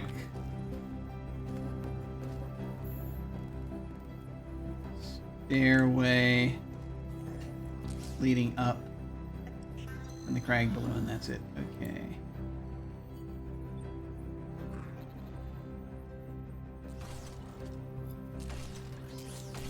All right. All right. Nothing.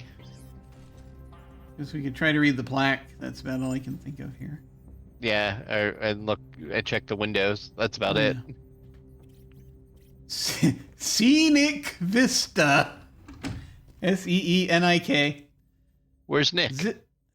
I don't know. I can't see Nick. This stunning view of the Calamante Valley covers over 40 square miles of that famous tourist spot. The large building at the bend in the Gulman River is the former provincial capital building. All right. Seems perfectly straightforward.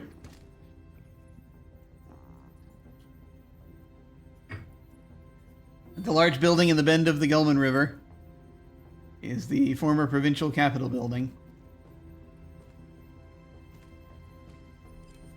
And first, okay, all right, cool. Calamanti Valley. Finally, a luxury island retreat. Yes, we're getting a good vacation. Yeah, a nice vacation.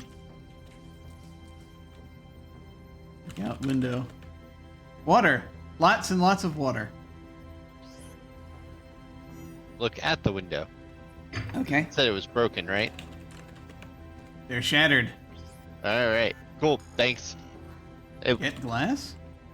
Can't see any glass here. Okay. Guess we'll keep moving. Heading on up. Okay.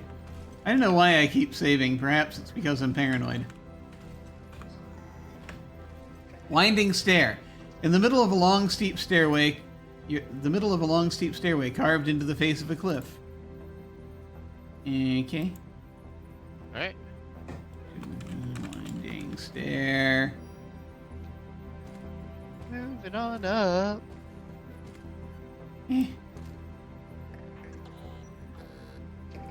Okay, going up.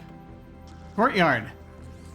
You are in the courtyard of an ancient stone edifice, vaguely reminiscent of the castles you saw during your leave on Ramos II.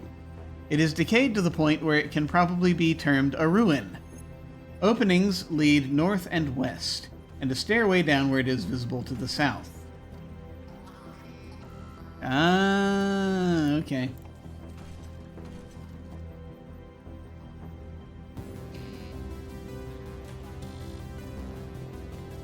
That presumably is where we just came from.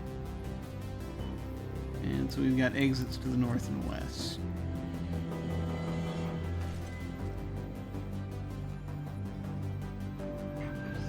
Now save in the courtyard because that will be less time. Okay. All right. Where shall we go? What shall we do? Back down. No. I feel like west. Okay. West Wing. I've never seen that show. This was once the west wing of the castle, but the walls are now mostly rubble, allowing a view of the cliff and ocean below. Rubble blocks all exits save one eastward to the courtyard. All right. All we've got here is an ocean view and a cliff view.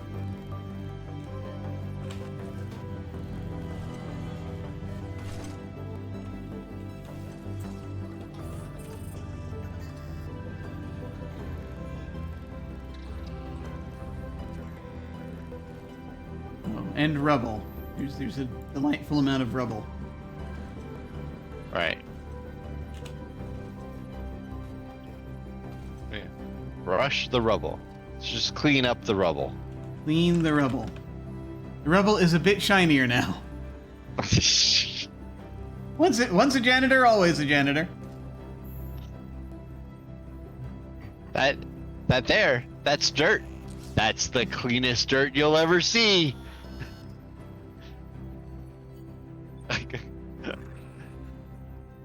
I have groundskeeper Willie going through my head now. All right. I'm trying to remember what that's from. Simpsons. I actually haven't seen The Simpsons for a period longer than a lot of folks have been alive. Yeah. I catch some occasionally, but not very often at all. Yeah. Nothing against The Simpsons. I just, I've been doing other stuff for the last couple decades. Do we want to do anything here? I guess not. I can't think of anything. Back east. Courtyard. And I guess we'll head north. North. Yep. Plain Hall. This is a featureless hall leading north and south. Although the hallway is old and dusty, the construction is of a much more modern style than the castle to the south. A similar hall branches off to the northeast.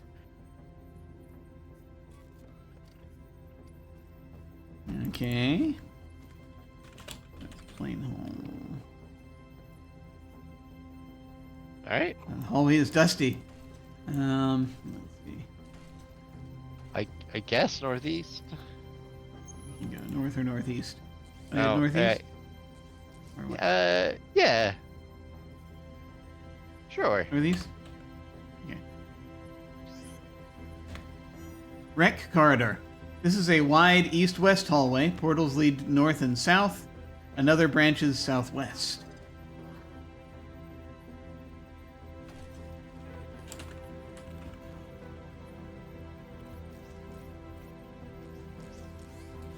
It's presumably that same one. North and south. Okay. Got it.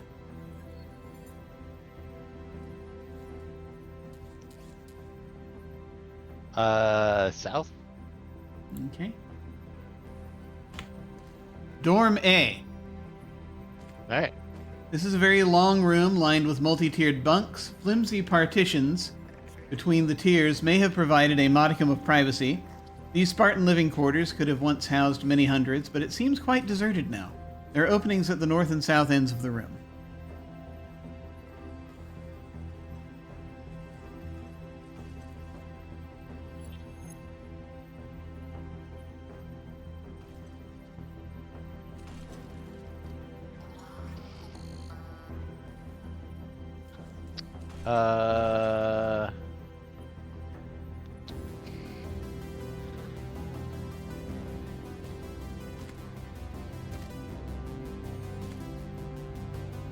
Here we are. I mean, check the bunks.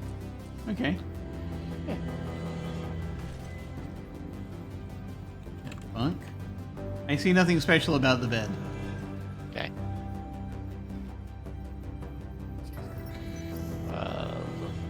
I don't know. Look under the bed. Under bed. There's nothing but dust there. All right. Moving on. Clean South. under bed. Okay. Yeah. South. Sanfac A. This must be the sanitary facility for the adjacent dormitory. The fixtures are dry and dusty, the room dead and deserted. You marvel at how little the millennia and cultural gulfs have changed toilet bowl design. The only exit is north. Don't even use 3 seashells.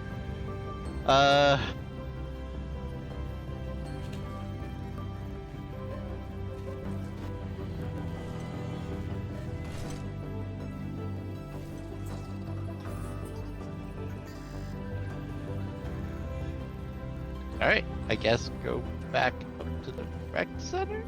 Okay, sure. Or rec corridor? Okay, so we've mapped out that branch.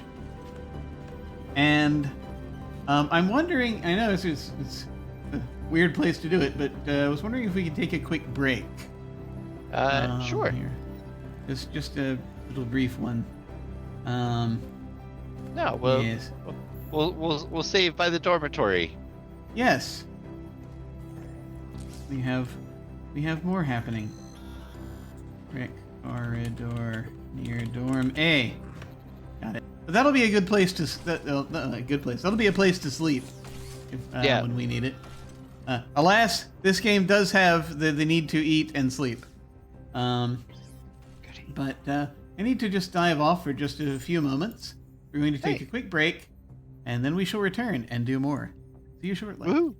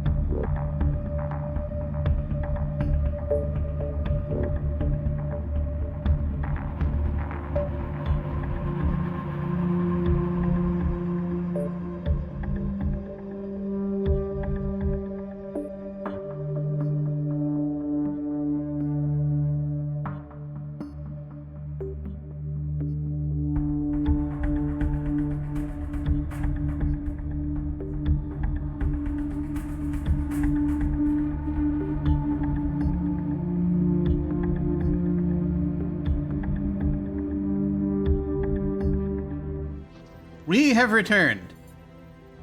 Against all odds. Yeah.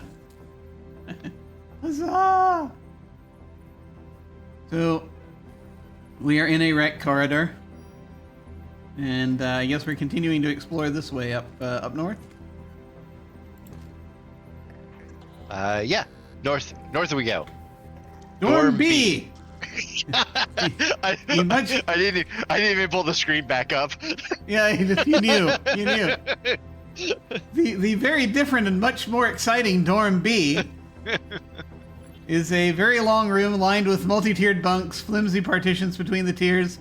May have provided a modicum of privacy. These Spartan living quarters could have once housed many hundreds, but it seems quite deserted now. There are openings in the north and south ends of the room.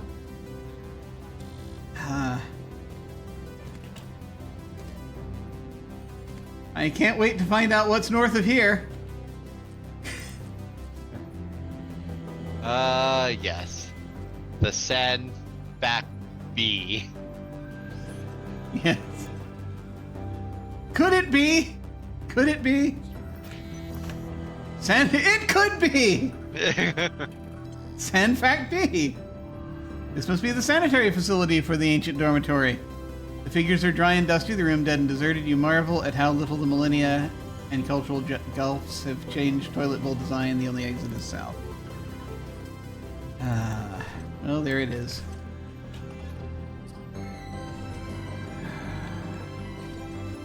You know.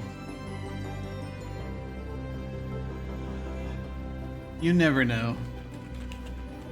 The fixtures are all dry and dusty. Okay. All right. Well, I guess. Yeah.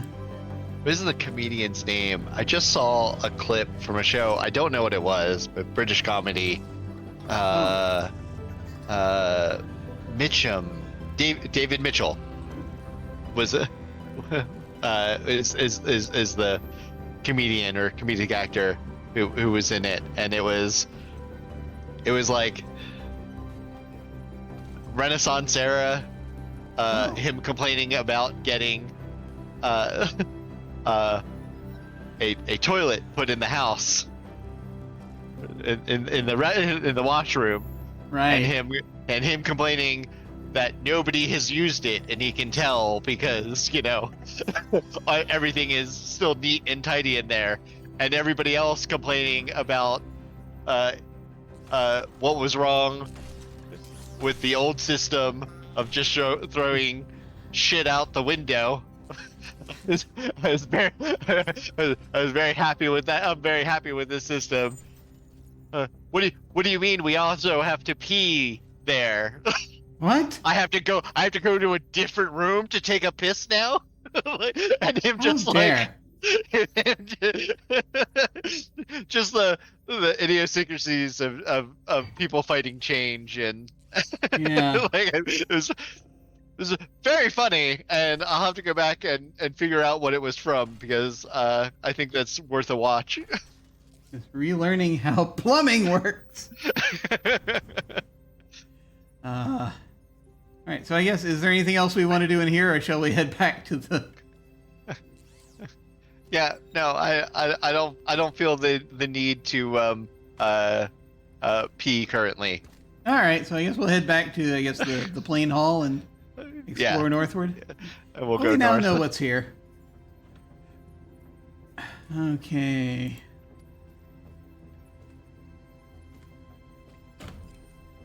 Okay, we're back at the plane hall. Hang on.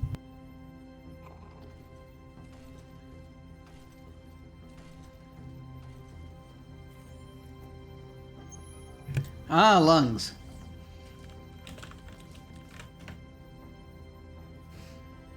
And north, I think, is the only way we can go now that we haven't explored. Yep. Rec area. This is a recreational facility of some sort. Games and tapes are scattered about the room. Hallways lead off to the east and south, and to the north is a door which is closed and locked, which we can somehow tell by looking at it. A dial on the door is currently set to 0. Interesting. Ooh. Hmm. Finally. Something interesting. Yes. Dial. Yes. Games and tapes. And a door with a dial. All right. And like every good gamer, we do everything except the interesting thing first. So That's right. let's look at games. Okay. Potentially a door to the north, we'll see. What games do we got? Yes. Some canasta. So exciting.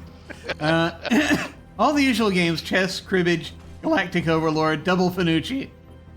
Ah, my second go-to was gonna be cribbage. Damn.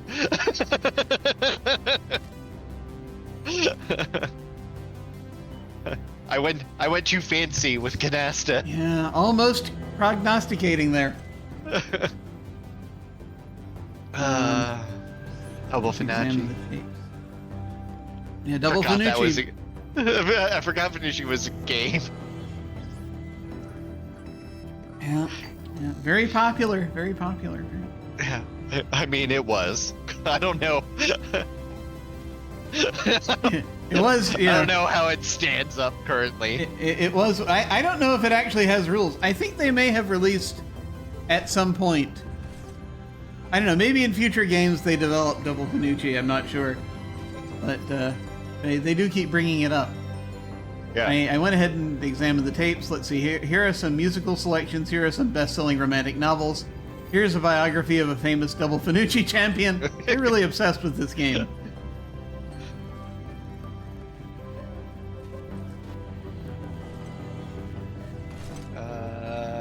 Yep. I don't. I don't know if we All want to right. carry any of these things around right now. I wouldn't right now. Yeah. I It don't might even know come if in we handy can. later if we run into, like, say, a spider-shaped alien who needs entertainment from Earth. Right. But not again. Girthark. Girthark is actually mentioned in the material, in the game material. I think. For but I Planetfall? yeah. Although I think it's they reuse the name. I don't think it's the same character. Okay.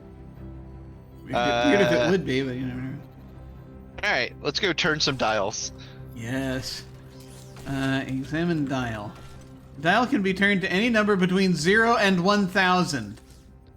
Jesus. The door is closed. Nothing. Open door. The door is locked. You probably have to turn the dial to some number to open it. Ugh. Yes. All right. Wait. Let's turn the dial to 1. Are there 1,000? This may take a while. The dial is now set to 1. Okay. Open the door. Door is locked. All right. All right. Let's get them out of the way. Just go so we can see that we did them. Turn the Right. dial. Turn the dial to 69.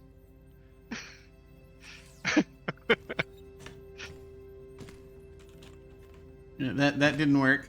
I think after we turn the dial, it's going to give us the door unlocked, so we don't have to try to open the door.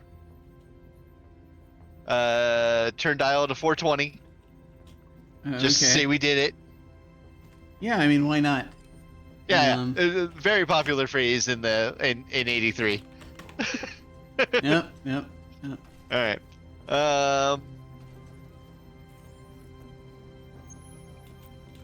42. 42. Okay. Right. That one that may actually work. Nope. Oh, all right.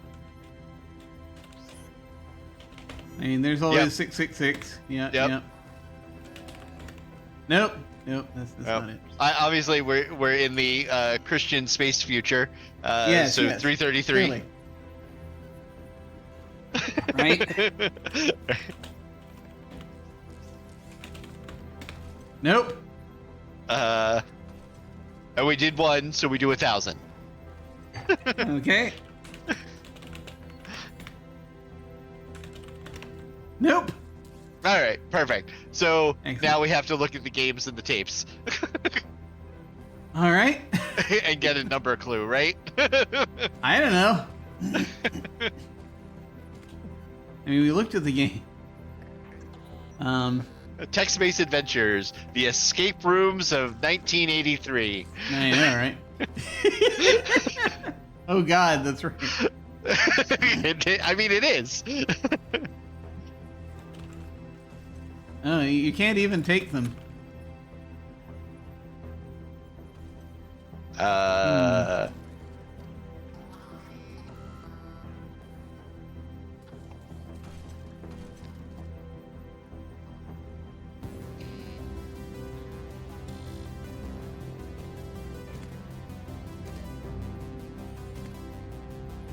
I mean, I suspect we'll receive some information elsewhere about that door. I didn't realize we could go. I forgot we could go east. So I guess we could go east. Yeah. Okay. Let me do something real quick though. What, you wanna save all that time we wasted playing with numbers? We're gonna have to eat and sleep sooner or later, and I for one would like to save the amount of time. Save a little time. Our score is 6 though. Oh yeah, I meant to mention that one before we went to break. Yes. Yeah. So we got a point for strapping ourselves in. Ah.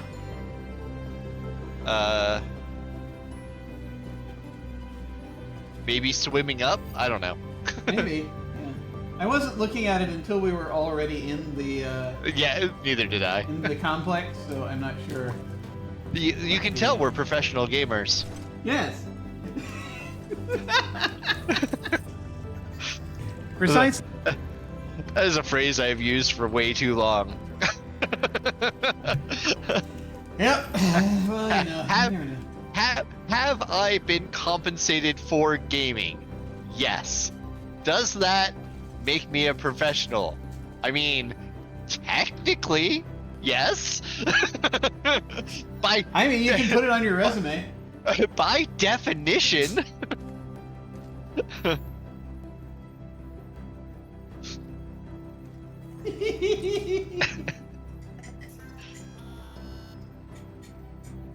Technically. Yeah. The best kind of correct. Huh.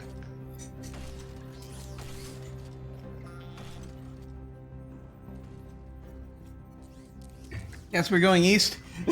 Yeah. Okay. Rec corridor. This is a wide east-west hallway. Portals lead north and south, and another corridor branches southwest. Oh boy. Yeah, I may have to. Yeah. You know, why don't you move? Even though it goes north, why don't you move the dorms down just to move them out of the way? Yeah. Just a bit there. Yeah, that way we can. Yeah. You got plenty of real estate there. Yeah. Okay. And so we have that. And then we have portals leading north and south. And presumably this continues east. And another corridor branching southwest.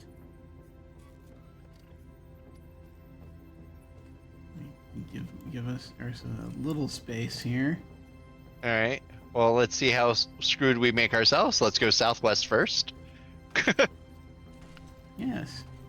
Hang on. Yeah. You go ahead and. I'm just gonna give us a little more room here, just in case. Ah.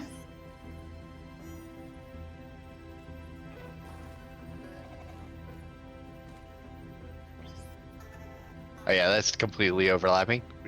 There we go. Just trying to make it a little easier. Okay, there we go. Okay, southwest.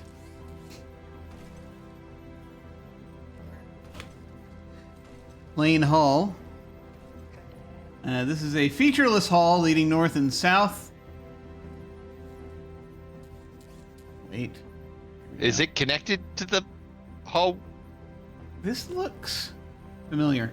It's the Although same- the hallway is old and dusty, the construction is much more modern style than the castle to the south. A similar hall branches off to the northeast. Hang on. Yeah, back up a little. Because this is the plain hall here. In, Right. Did it just take us back to the plain hall? I don't know. Let's see.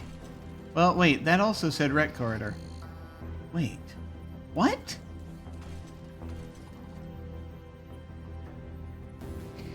I am confused.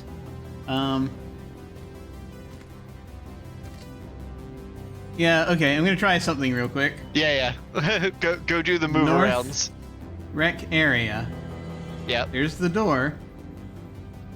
East, rec corridor. Southwest, plain hall. Northeast, rec corridor. South, dorm A, dorm B. Okay, so it just...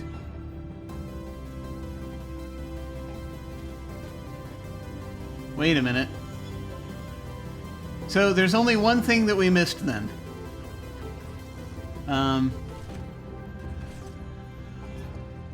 Hang on. So, actually more like this, I guess. Yeah. And there is a way to go east from the rec corridor Yeah, that we you can missed? apparently go east-west. I guess we missed that. Okay. You can go All right. east and west. Because that, yeah, okay. I gotcha, okay. Alright, back to the plain hall and just... Simple mapping. This building is not nearly as complicated as I thought. Okay. A wide east-west hallway. Somehow I missed that. Yeah. Okay. Hey, we're in the mess corridor. Mess corridor. This is a Surprisingly wide... clean. Yes, how strange. This is a wide east-west hallway with a large portal to the south. A small corridor to the north is closed and hooked with a simple steel padlock, which is also closed. Oh.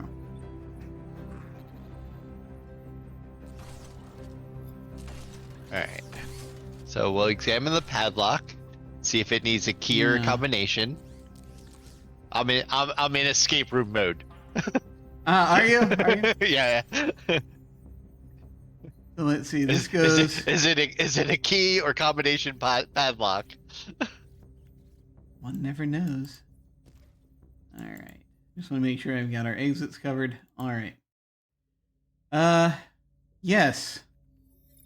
Examine padlock. I see nothing special about the padlock. What if we just look at it? Don't examine it. Look at padlock. I see nothing special about the padlock. All right. Unlock the padlock. Unlock You don't have the padlock. key, or What do you want to unlock the padlock with? towel. Owl. An ID card. That doesn't work. Unlock padlock with ID card. That doesn't work. All right. Open padlock? You can't open it with your hands. Take padlock. The padlock is locked to the door. You cannot open it with your hands. Open padlock with feet. Open padlock with feet. And there's another word, feet. Just as well, no feet on Twitch. That's important. Is that a rule? It's been a Yeah, while kind since of. it's been a while since I've looked at the Twitch rules. I believe I stopped streaming on Twitch before they had to put that into writing. I don't know that they address that specifically, but it's sort of understood. I think.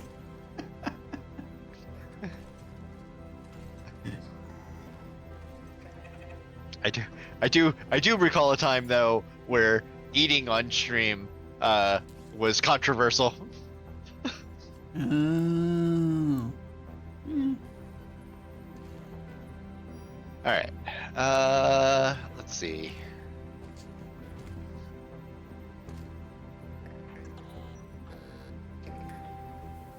All right. Yeah, we're done with the padlock. Yep. Obviously, we'll need some sort of key device. So Yep. south. Righto.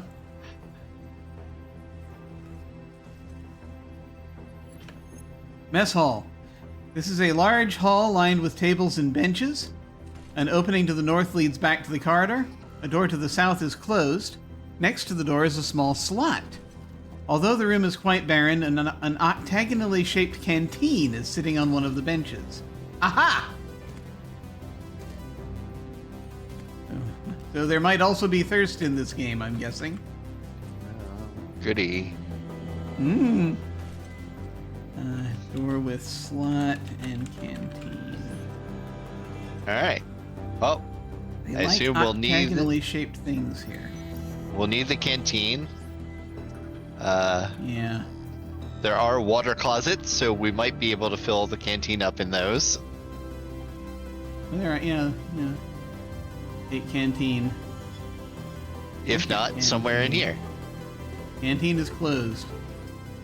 I'm gonna save here. Mess hall. Open canteen. Look at canteen. The canteen is empty. Okay. Good to Okay. know. All right. Look at slot. Yep. The slot is about 10 centimeters wide, but only about 2 centimeters deep. It is surrounded on its long sides by parallel ridges of metal. Okay. How wide is that in freedom units?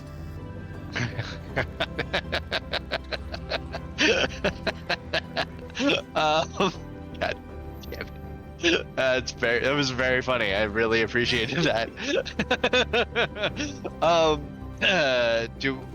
Set the canteen in the slot.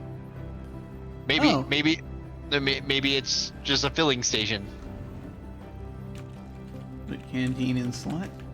The slot is shallow, so you can't put anything in it. It may be possible to slide something through the slot, though. Oh. Okay. Something thin. All right. All right. The brochure. Yeah. Hey, give it a try. Open door. A light flashes. Please use kitchen access card. Oh! It's a card slot.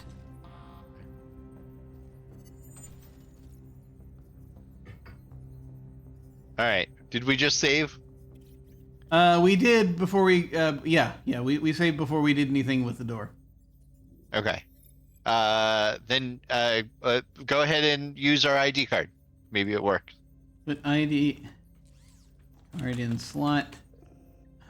Slide ID card into slot, or through slot, it says. Through slot. A sign flashes. Incorrect authorization card access denied. Okay. My pronunciation may be slightly off. I'm not entirely sure. I don't know if he was trying to create his own version of Fig Latin that never took off, or Maybe. it is just Swedish. Either way, and Swedish of the variety of the Swedish chef, not Swedes. A moose once bit my sister. Level Swedish. Yeah, yeah. Understood. Yeah. All right. Well, I guess we're done here. Okay. I'm done with this place. Righto. Okay. I guess we'll head back into the corridor. Yep, and head Okay. east again. Okay, we're in the mess corridor. East, dorm corridor. This is a wide east-west hallway with openings to the north and south. To the east, the corridor stretches off into the distance. That section of the hallway is lined with a motorized walkway, no longer running, that was probably intended to transport people or cargo down that tremendously long hall. Oh, goody. Interesting.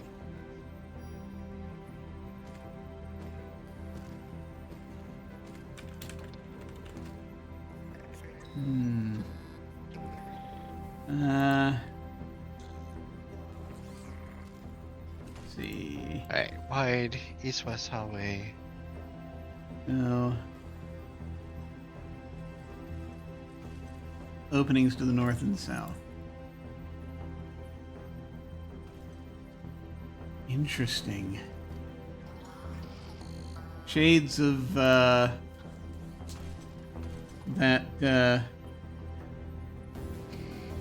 long corridor in Suspended.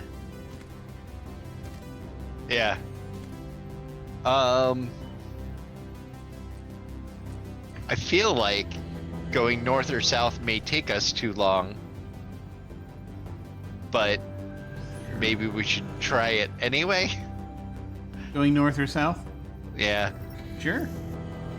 And we keep going south, so let's keep going south. Dorm C. This is a very long room lined with multi-tiered bunks. Flimsy partitions between the tiers provided a modicum of privacy. These Spartan living quarters could have once housed many hundreds, but it seems quite deserted now. There are openings at the north and south ends of the room. This is the same basically as dorm A and B. So we're probably going to have a copy. Yeah. But there will be a water closet south, so we can see if we can fill up the canteen. Yes. So south to Sanfac C, which has the same description, it looks like, as the others. No objects suddenly in here. Go ahead and I'm gonna put also a south end to an exit from the mess hall, just because it's implied. There's a door there. Sanfac C with your fixtures. Fixtures. Fix. Yours. There we go. As I furiously write things on the map.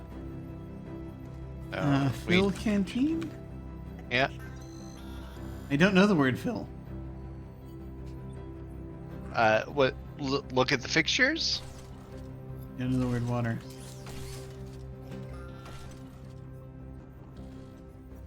Turn fixtures on. You can't turn that on. There might not be a sink here. There, yeah. Hang on. Look at sink.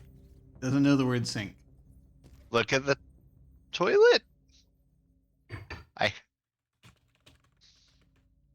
All the fixtures are dry and dusty. Oh, so we may have to turn the water back on. Maybe.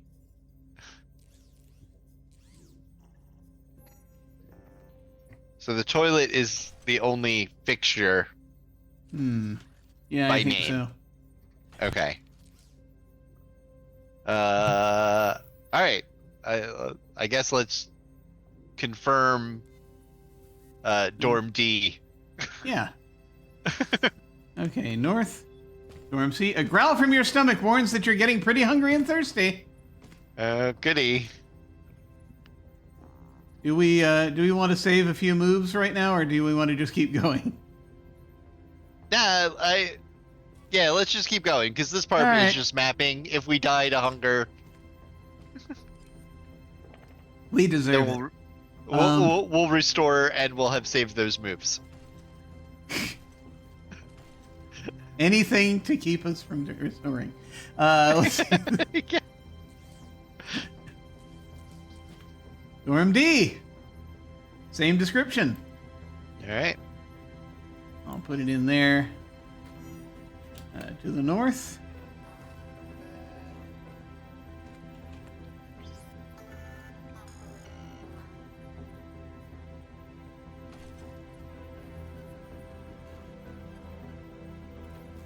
Sanfac D.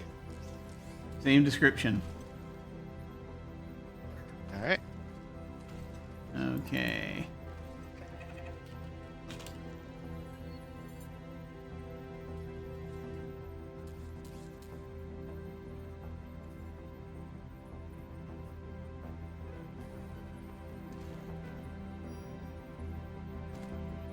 All right, we have confirmed.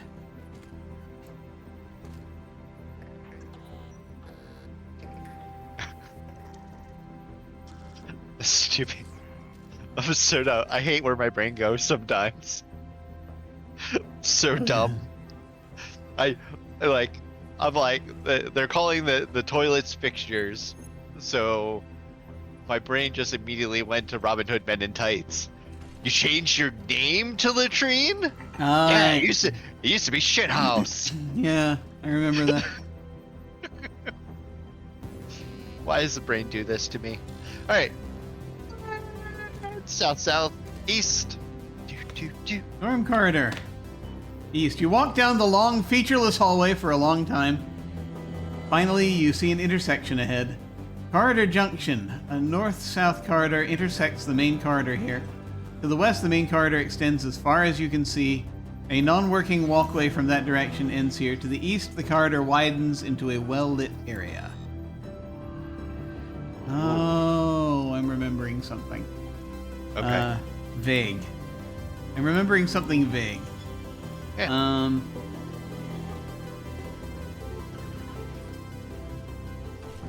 But let me go ahead and north-south intersect. Okay, so we've got ways out north and south. And east. East. We are about to have our attention taken up by something, I think. Okay. I would recommend saving some moves here real quick. Just in case. As there's a lot of chaos about to happen. Okay. Possibly. It's not gonna. This won't take long. It just dumps us back in the. I'm just going back to the mess hall, and so we can just do that. There we are. And here is where the growling starts. Okay. If need be, I can end up going further back, and we can be here just as fast. It doesn't matter. Anyway. We are at the corridor junction.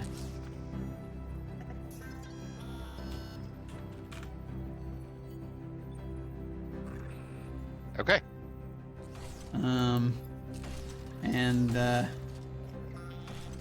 Yeah. I mean, look, we keep doing south, so let's do south. Despite right. the nice The pretty glowing sun thing. coming, the pretty glowing thing. Let's ignore that. Mech corridor north. Entrances to rooms lie to the east and west from this north-south hall. All right.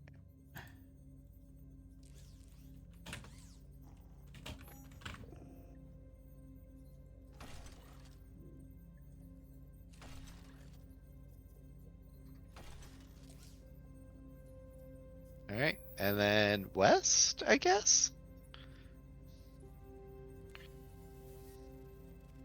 West, okay.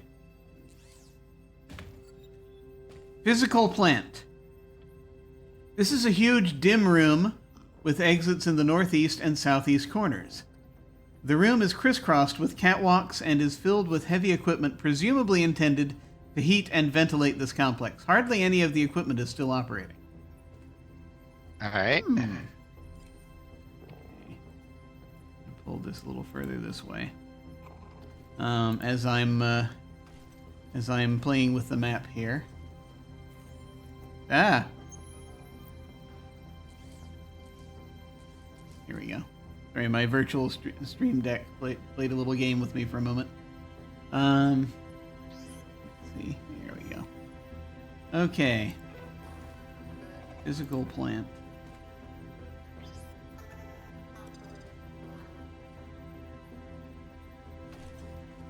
There we go. There we go. So let's see. We have catwalks and heavy equipment.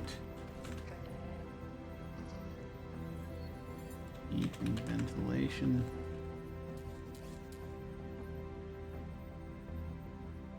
And northeast and southeast exits.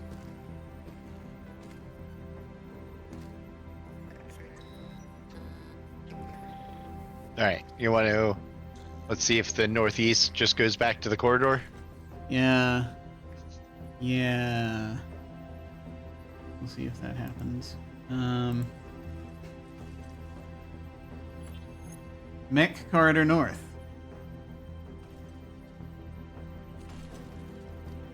Yeah. Oh, it just went back to the same. Oh, it's a one-way. Yeah, yeah. Okay.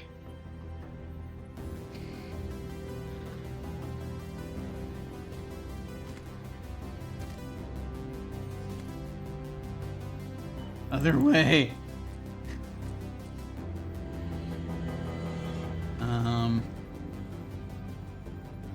Hang on. There we go. Yeah. Okay. All right. All right. I guess go west again and Confirm northeast goes to the same place? yeah. Or southeast goes to the same place? Southeast. Okay. Mech corridor, yep. No, just But Mech it's- corridor, I not know. Mech corridor north. Yeah. Yeah. So I think it is safe to say if we go north, it'll attach to north. Probably. But entrances lie to the east and west. I would assume that one is going North, south. the. I assume the one we came from is going to connect to the corner and be one way that way.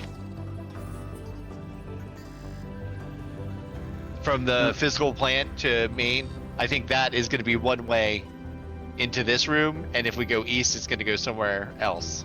We can try. Hang on, if we go west, it'll be somewhere If else? we go west, it'll be somewhere else. Let's go west. Okay. Yeah, sure. Physical plant.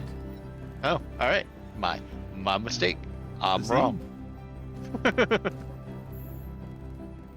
What? Okay. I'm wrong. What else is new? I mean, it happens occasionally. All right. Then. Yeah, let's continue south. We'll do the right Okay. side after. Okay.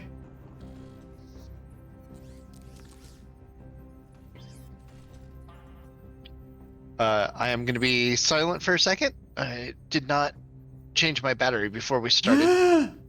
Oh no! I- I'm just going to confirm something real quick. yeah, Yep. sounds good. We're good. Okay. And then I will head south. Whilst the battery is changing. And like that, I'm back. Aha! You missed the secret message. Yeah. There was no secret message. Mech corridor south. The corridor ends here with doorways to the southwest, south, and southeast.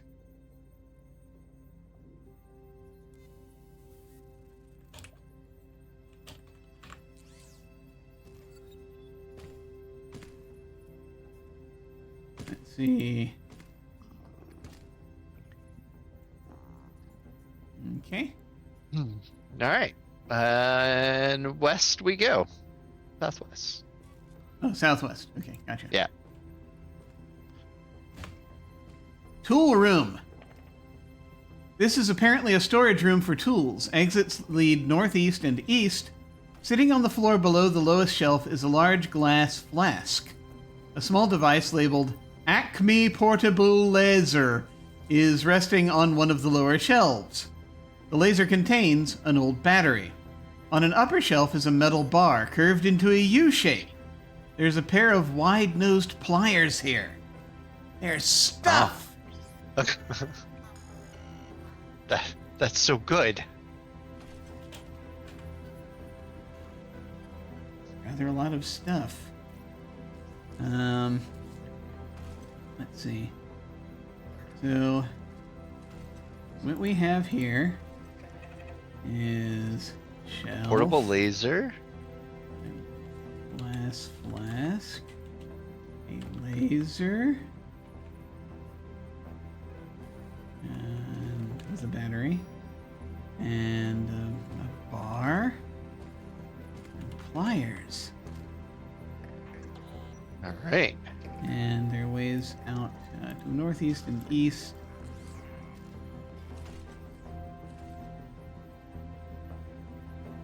Might, basically go to where south from the mech corridor might go, maybe. There's stuff All right. here. You just take all the stuff? Yeah. Can we carry the laser, or do we have to just take the old battery? Let's see. Get device. It's a small device. All right. Taken. All right. So we have the laser and a battery. Well, if we try to get anything else, our load is too heavy, though. Okay. So we have. So we probably have to battery. use the laser here if we need a laser. Yeah, or we need to drop stuff if we want to carry around any of this other stuff. All right. I think we don't know. Let's drop the device and then pick up everything else. Drop laser. What do we want to try to get first? The crowbar? Get the bar. We've got the bar. All right. Then what is it? We've Pliers? got flask and pliers. Yeah, Pliers? let's try the pliers. Oh no, the curved metal bar slips from your arms while taking the pair of wide-nosed pliers and both tumble to the ground. Inventory management.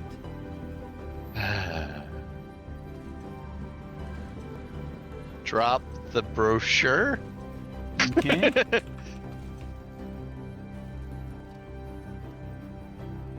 Get pliers and bar. We've got both of those. All right.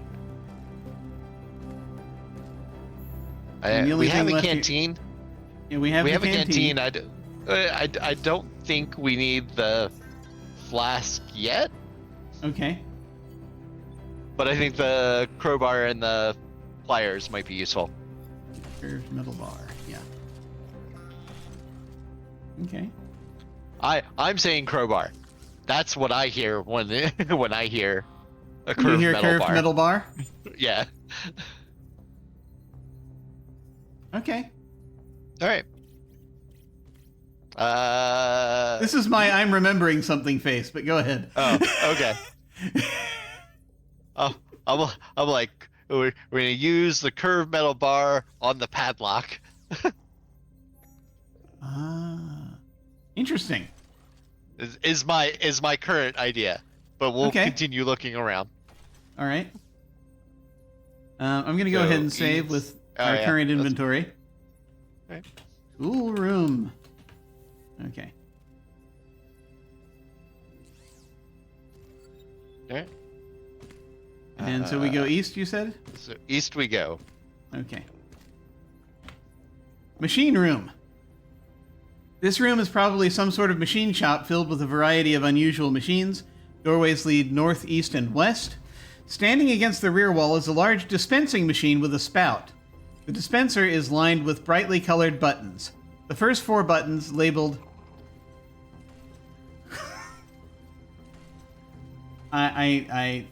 K-U-U-L-I-N-T-S.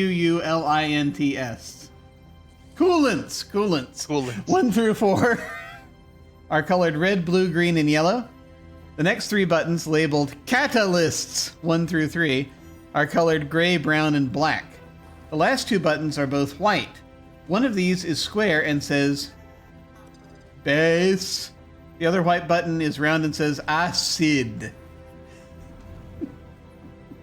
Okay. Chemistry. All right. So we have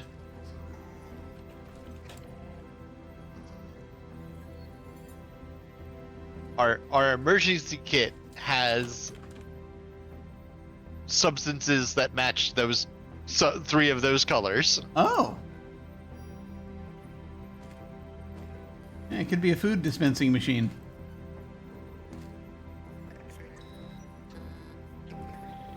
That makes sense.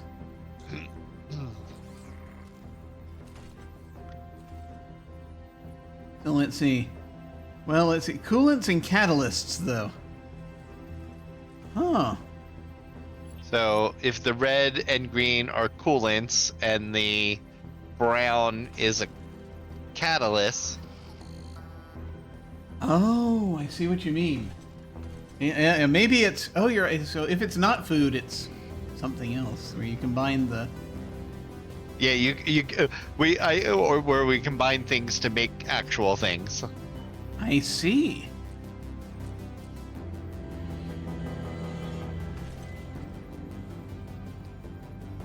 It's like a base and an acid. I've forgotten so much about chemistry. So, all right, we just saved, right? Yeah. So let's go ahead and press. Spout. Oh. So if we press button, oh, we might need the vial that we just left.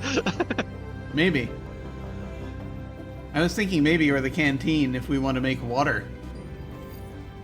Yeah, I don't know what this'll I don't know if we make. can though. Yeah.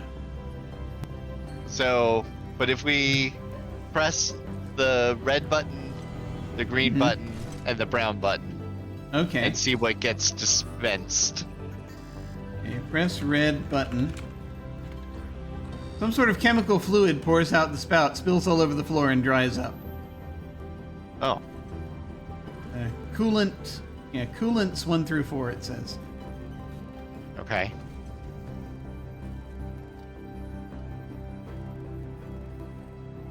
It's like a red coolant. Maybe. Yeah, I have no memory of what this machine does. I'll say. Yeah, base and acid. Yeah, but you're right with we might need the vial if we want to like make something, but it's a question of like what we're trying to make. All right. I guess.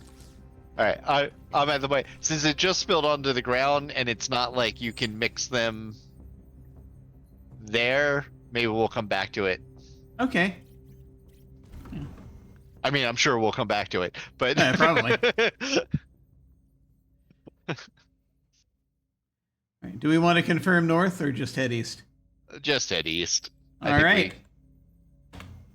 Robot shop. This room with exits west and northwest is filled with robot-like devices of every conceivable description, all in various states of disassembly. Only one robot, about 4 feet high, looks even remotely close to being in working order. All right. Check out that robot.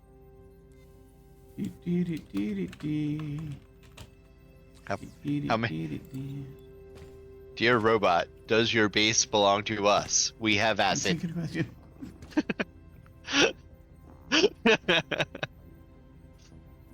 I'm gonna presume west and northwest, so I'm gonna presume it goes where we think it goes. Yep. Okay. You wanted to look at the robot? Yeah. The deactivated robot is leaning against the wall, its head lolling to the side. It is short and seems to be equipped for general purpose work. It has apparently been turned off. What could go wrong? Turn on the robot. All right. Here we go. Nothing happens. Well,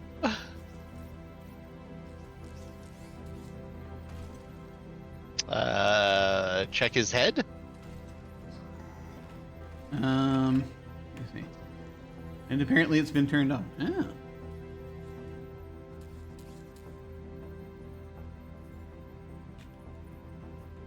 Don't know the word head. Activate robot?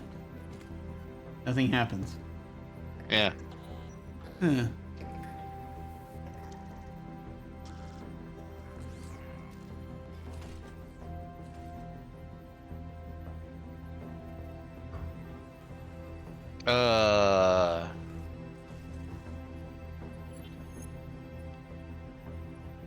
If we want to, we can try getting the battery and putting it in the robot.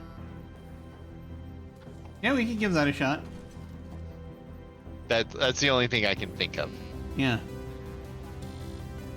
I can't remember specifically whether that works or not. Yeah. You want to give it a shot?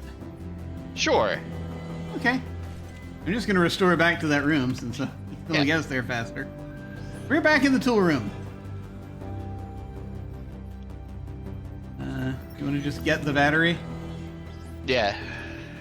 Taken. We've got the battery. All right. Head over. Yeah. Okay, east to the machine shop and east to the robot shop. Look at battery. Special building. All right. Put battery in robot. Is that Yeah. okay? Done. Turn on the robot. Turn on robot. Nothing happens. Connect battery? Hmm.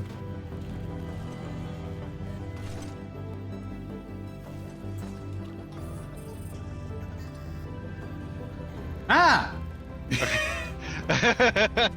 Was timing. I wonder if it needed the battery. I don't know. Suddenly the robot comes to life and its head starts swiveling about. It notices you and bounds over. Hi. I'm B197, but to every person I'm called Floyd. Are you a doctor person or a planner person? That's a nice curved metal bar you're having there. Let's play Hider and Seeker, you with me. Oh God. What have we Quick, get the battery out! done? I don't know if it mattered. Yeah, apparently not. I wonder if we can. Okay. He wants to play hide and seek, Mm-hmm. and we can give him things, so he may be able to get somewhere we can't get, but we need something in that room. Okay. All right. Did it just take all that time for him to turn on when we hit the on switch? Oh, we didn't hit the on switch. No, we did. We said turn on robot, nothing happens. And then we did another 3 moves and then it activated. Okay. So it might just be that it didn't need the battery. But I thought we turned him on, and I thought we did. Maybe we didn't do enough moves. Yeah, that's the thing. We did. I Before don't think we restoring. did. I think we just immediately restored. All right. Things in this game take time. Apparently. Okay. If only we had like a watch to keep track of. Never mind. Only there We were a did get chronometer points. of some kind. we did get points though. We got points. All right.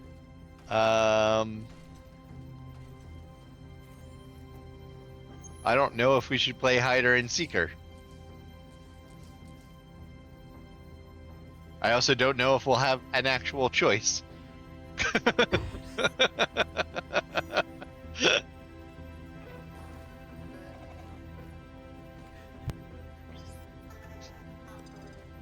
Makes me want to go like, oh, sure, I'll hide first.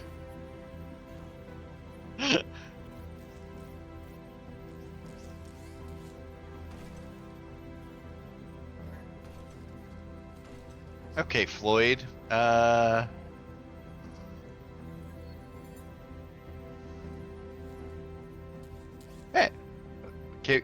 Are we able to ask Floyd about things like food and water?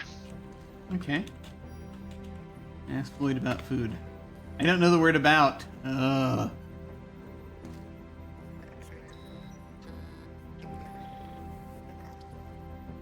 Floyd, comma, where is food?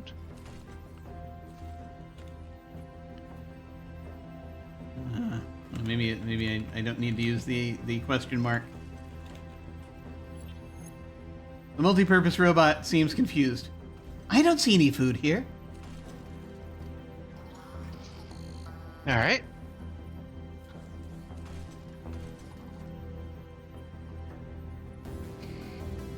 What do we? Let's ask him about the battery. Okay. How? Oh, yeah. I guess we could show it to him. Yeah. Show battery to Floyd. Floyd looks over the old battery.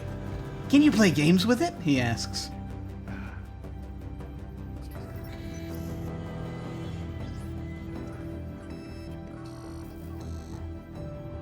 So it's a game playing robot.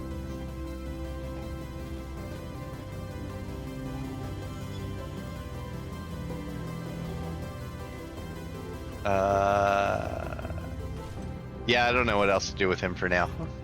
Okay.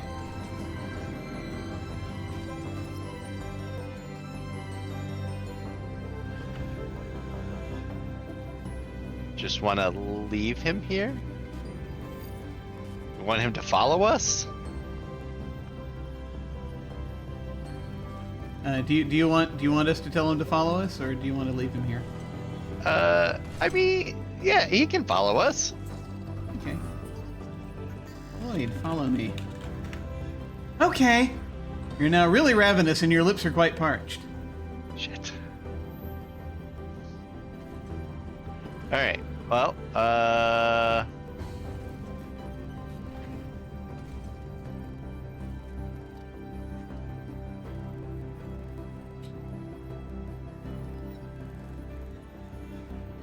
How do I... Would you like me to tell you something? Minor thing. I mean, that's fine. Floyd is going to be with us for the rest of the game. Okay. Do we use him as a backpack? I can't remember that, actually. I mean, he took the battery. He took the battery and doesn't seem to need it, so... It might work, yeah. Do we want to give him some stuff? Yeah. What do you want to give him? I mean, let's give him back the battery for now, I guess. Give battery to Floyd. Neat! Exclaims Floyd. He thanks you profusely. All right. Can we take it back? Take battery. Oh no, the curved metal bar slips from your arms while taking the old battery and both tumble to the ground. Floyd wanders restlessly around the room. Okay. Inventory management, but it looks like we would be successful if we had the inventory space. All right, so give him the battery. I don't know, give him the bar. Give battery to Floyd. Neat, he thanks you profusely. Floyd says, Floyd going exploring, see you later. He glides out of the room. Oh, good lord.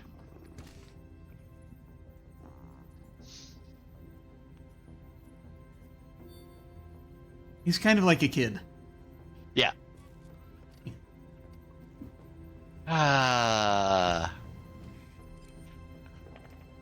Excellent. I'm glad he's still following us. Yeah. Yeah. All right. Let's abandon this altogether. We know it's here. I guess we can pick the bar back up. He's got the battery. Yep. Let's go see if we can find a place where we're not gonna die of thirst. Okay. Where shall we go? I guess back up to the mech corridor and go east. Okay. Northwest. Back into the mech corridor south, north, mech corridor, and east. Reactor control. The room contains many dials and gauges for controlling a massive planetary power reactor, which, according to a diagram on the wall, must be buried far below this very complex. The exit is to the west, to the east is a metal door, and next to it a button. A dark stairway winds downward. Floyd bounds into the room. "Floyd, here now!" he cries. Oh, goody.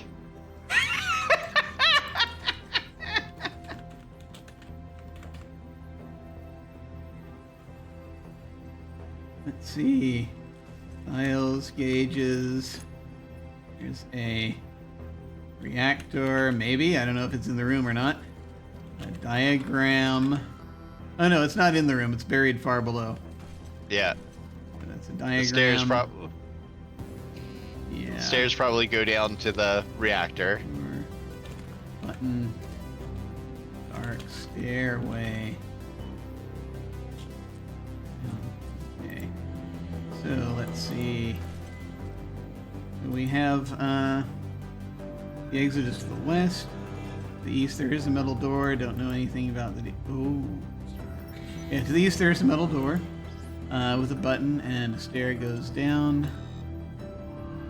And that's all the exits. All right. I guess we should read the diagram first. Okay. Read diagram. Not unless you've taken a special 12-year course in 9th order molecular physics.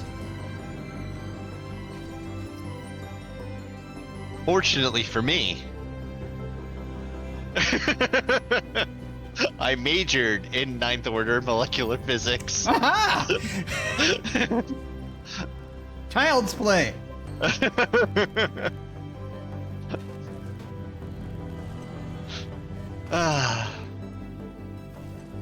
Ninth order molecular physics. Anyway,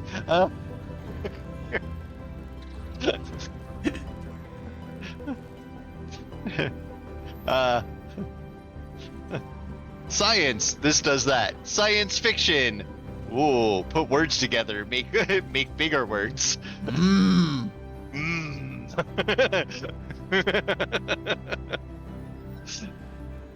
All right. Well, so the diagram is useless. Let's see if we can die in the reactor. Let's go down. Okay. Down. It is pitch black. You might be eaten by a grue. Floyd follows you. I don't know if Unstable Deus is still watching, but here is the grue reference. Up. Okay. Back in reactor control, you're starting to feel faint from lack of food and liquid. Yep. We're gonna die.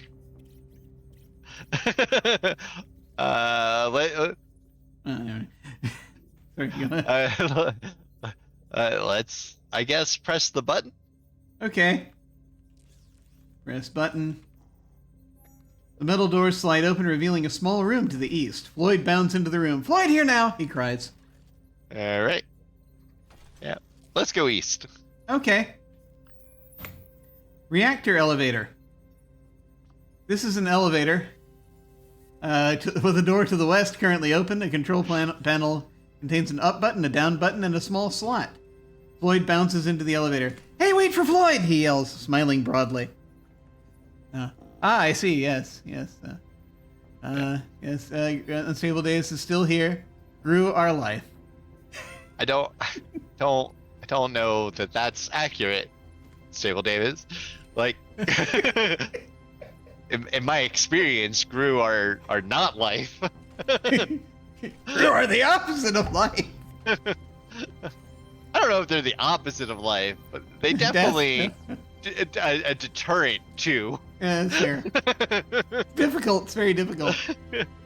All right. Well, so we need an elevator key card, Right, which we don't have.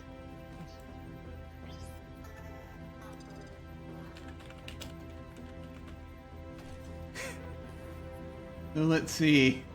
The Gru told me that, though. And who should I believe? I mean, yeah. The Gru is telling you their own experience, so, you know. There are types. There are species of Gru who speak. Yeah. Who speak English, so that's entirely possible.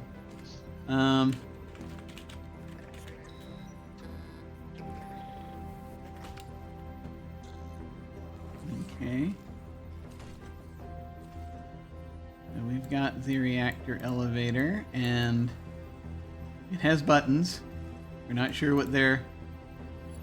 I mean, the elevator goes up and down. This one probably only goes down to the reactor. However, we don't have a key card, so if we press down, it's not going to work. So obviously, we're going to press the down button. Okay. Press down button. Nothing happens. Floyd notices a mouse scurrying by and tries to hide behind you. Yeah. We Can can I try insert pressing our... up? I'm sorry, go ahead. Sure. Nothing happens. Floyd Yeah. reminisces about his friend Lazarus, a medical robot.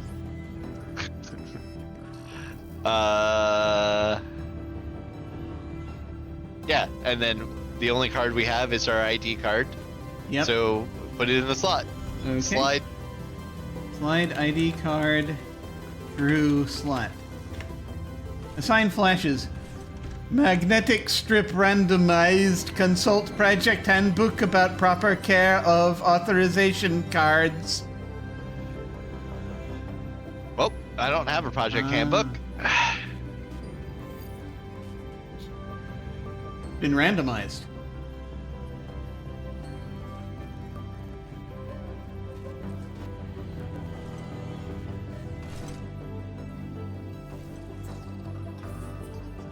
Alright. Do you want information about that? I'm just curious. Sure. I will say that it didn't do that the last time. It didn't say that same message the last time we slid the card through a slot. It didn't. But Not the same message. Yeah. No, I don't know how far back, but yeah. I think the it first just- message was it wasn't authorized. Right. Right. Yeah. So it read the card and said that it wasn't authorized. Yeah. This one says that it's randomized. Yeah. The magnetic strip has been randomized. Yeah. All right. Cool. A randomized ID card, 50 demerits. Good to know Blather is still with us in some incarnation. Can't you just die with a ship? It's your duty for being in command. Yes, that's right. That's what all Ensign First Classes do. That's why they give you that red shirt when you get promoted. I forgot he was an ensign. All right. Well, useless. Let's get out of here. Okay. Back into the reactor control, the elevator door slides shut. Floyd bounds into the room somehow after the door is slid shut. Floyd, here now, he cries.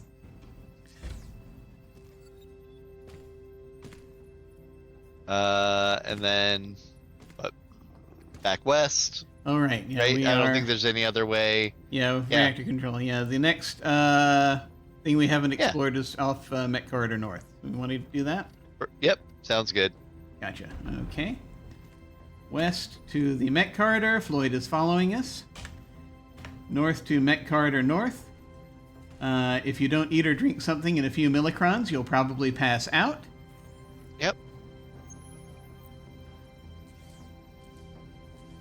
That's fine. We'll restore it before we All right. got Floyd.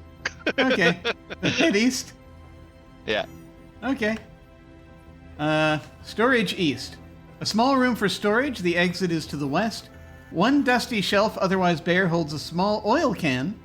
On the floor beneath the shelf sits a small cardboard box. The cardboard box contains a cracked 17-centimeter Frommets board, or Frommets board, depending on which side of the room you're standing, a good 90-ohm bedistor, a K-series megafuse, a B-series megafuse. Floyd bounds into the room. Oh, Floyd here now, he cries. Interesting. The exit is to the west. Alright. This is storage east.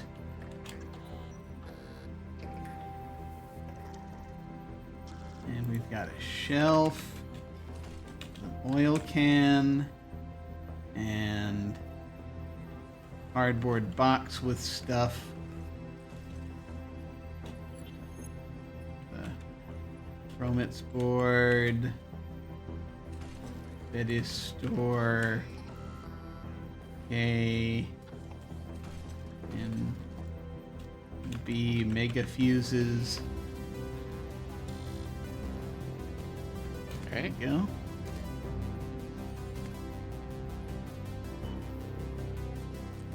All right. I assume we will need some of that stuff to fix the reactor that we can't get into without a key card. So let's just leave and find out where we die. All right, excellent. So let's see. Back to the corridor junction. Yeah, and then we'll go north. Okay. West to Mech Corridor North. Floyd is following us. North to the corridor junction. Here we are. You collapse from extreme thirst and hunger. Your score would be 8 out of 80 points. It is day 1 of your adventure. Current galactic standard time, adjusted to your local day cycle, is 7411. This score gives you the rank of beginner. Same thing according to the Treaty of Gishin 4, signed in 8747. All adventure game players must be given another chance after dying in the interest of interstellar peace. All right. Would you like to? So we restore all the way back to the corridor.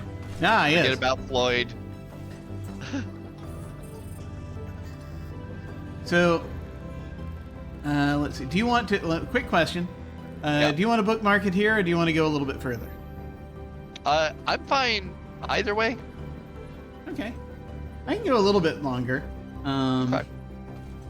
Let's see. Restore. How far back do we really want to restore, I guess, is the question. Well, Obviously, we want to be right in this same room. Oh, right? I see. Okay. Yeah, because we're going to go north from here. Did we save there when we came down the long hall? The last save was in the tool room. No. So... No, let's see. No, wait, I'm sorry. Wait a minute. What the hell?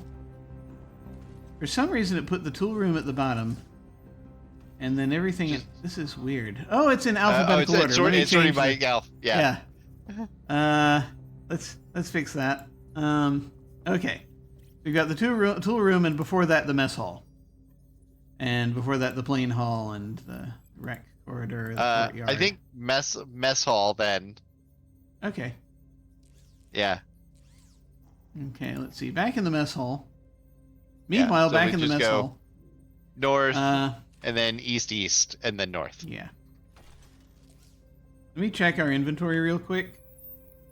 We've got the canteen, the kit, the towel, the brochure, the brush, the uniform, the ID card, and the chronometer. Okay, we haven't picked up any of the that other stuff yet that's in the... Right, but we don't know if we need it. I've forgotten where it is. It's down in the tool room. That's right, okay. Oh, yeah. Okay. Gotcha. Okay. And to the corridor junction? Yeah. Gotcha. Okay. And so mess hall. So north, east, like you said. Okay. Here we go. Mess corridor. East to the dorm corridor. East down the tremendously long, featureless hallway. The corridor junction. We are getting pretty hungry and thirsty, it says.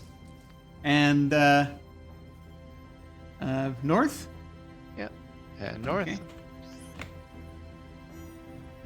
Admin corridor south. This section of hallway seems to have suffered some minor structural damage. The walls are cracked and a jagged crevice crosses the floor. An opening leads east and the corridor leads north and south, heads north and south. You catch out of the corner of your eye a glint of light from the direction of the floor. Interesting. So let's see. admin corridor south.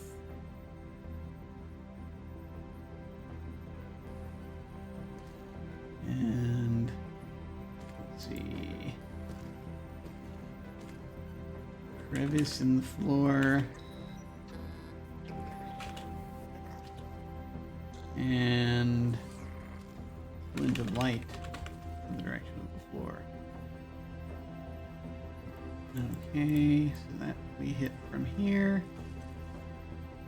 All right. And east, and we can go north. I feel like east may just... It says there's an opening that leads east. Is it like a crack opening? I don't know. Yeah. I don't know. In this case, I feel like we should just go north. Okay. Do we want to check out the glint of light at all? Sure. Okay. Look at glint. Look at light. Can't see any light here. You catch out of the corner of your eye a glint of light from the direction of the floor. Look at the floor. A narrow, jagged crevice runs across the floor. Look at crevice? Okay. Lying at the bottom of the narrow crack, partly covered by layers of dust, is a shiny steel key. Yay! Can we take the key? Yeah, it probably opens the padlock. Either the crevice is too narrow or your fingers are too large.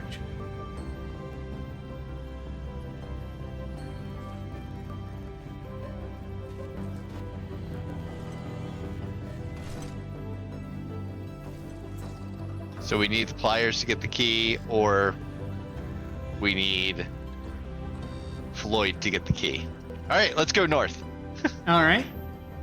All right, we should put that there's a key there, Ah, yes, that's true. so we don't forget. True. Key in crevice. All right. North. Steel is also magnetic. Fair?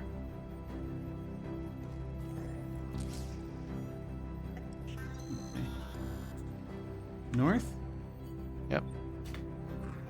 Admin corridor. The hallway, in fact, the entire building has been rent apart here, presumably by seismic upheaval. You can see the sky through the severed roof above, and the ground is thick with rubble. To the north is a gaping rift, at least 8 meters across and 30 meters deep. A wide doorway labeled Systems Monitors leads west. Okay. All right. Second here. Okay. Let's see. The entire building has been rent apart. Okay. This is the admin corridor. And Gaping see. rift. Yeah, gaping rift. And doorway west. Systems monitors. Okay. All right. Let's So see. I guess we should examine the rift first.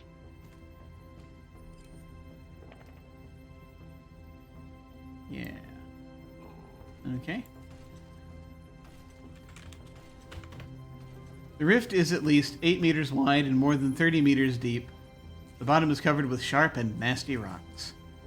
All right.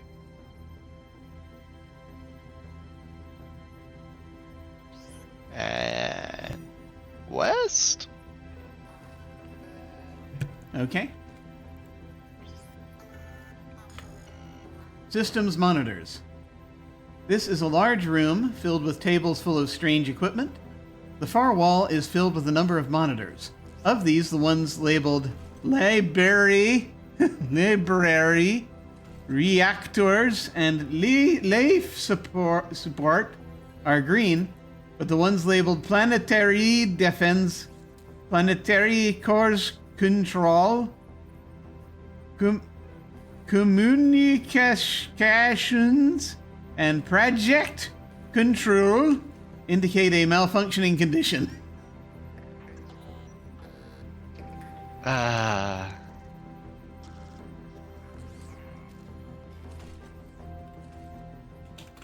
Those are systems monitors. Strange equipment. Monitors. I'm just going to say library. Reactors. Life support.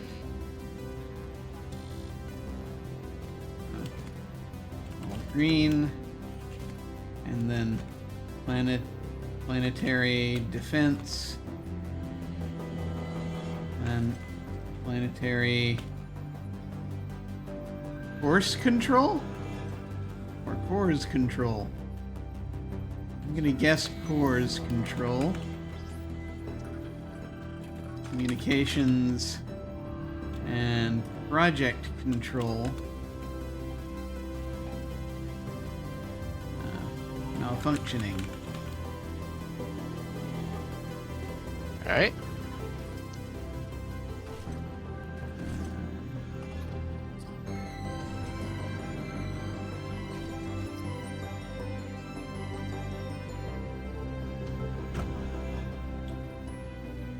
At this point, I think ing just heading back and going east from the admin hallway. Do we want to look at anything in here? I mean, we can. I don't know. I don't have any ideas of what might help. Get equipment. The equipment here is so complicated that you couldn't even begin to figure out how to operate it. Look at monitor. It's the same. Okay, same text. Yeah. Get library monitor. I didn't know the word library. Library monitor. No, it doesn't know that word either. All right. Okay. Go back east. Yeah. East, south, east. Okay, east back to the admin corridor. South to admin corridor south. And east is Sanfac E. Here's another sanitary facility. Like the others, it is dusty and non-functional.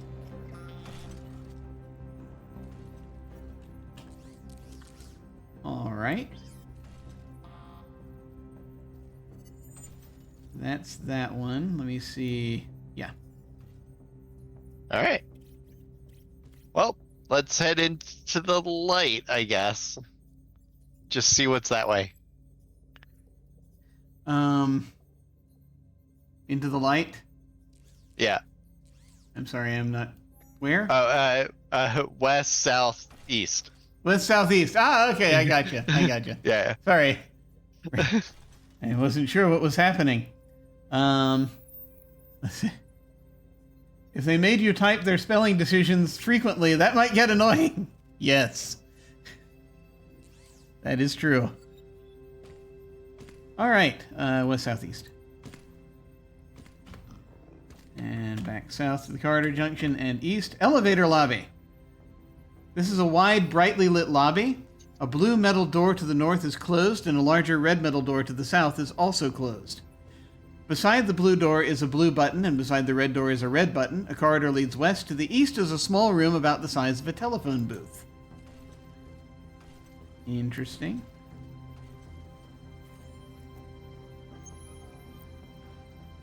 Let's see. Elevator lobby.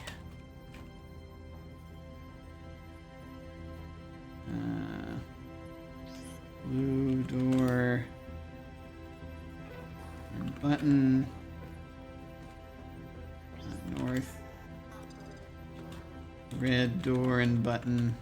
South. And small room to the east. I'm gonna kind of presume we can go in these directions at some point in some way, but I'll... Yeah. Here we go. Alright. Okay.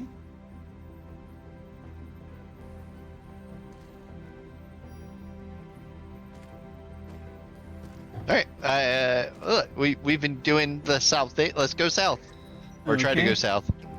So to the south is a red door with a red button. Alright. The Press the door red is button. closed. Open door. Press Yeah, red press button. red button. The red door begins vibrating a bit. Probably the elevator is descending or ascending. Yeah. Still works. That's interesting. Do we just want to wait for the elevator? Sure. Okay. Time passes. Unless we want to hit the other button also. Okay. Press blue button. Yeah. Hear a faint whirring noise from behind the blue door.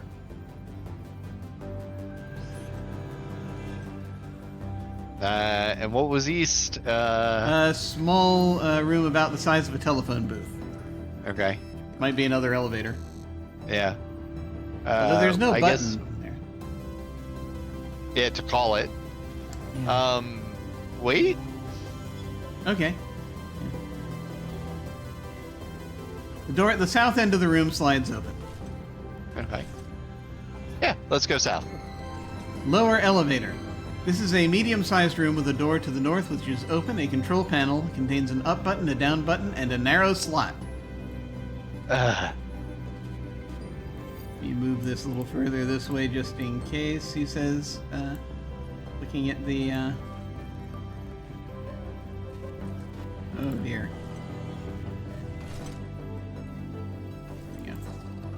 I'm playing with the map here.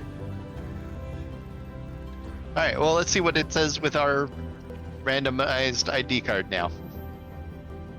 Let's see. Lower elevator. Hang on, let me get that in here. Yeah. Panel. Up, down, slot. Okay. Okay. You want to go ahead and put the card in the slot? Yeah.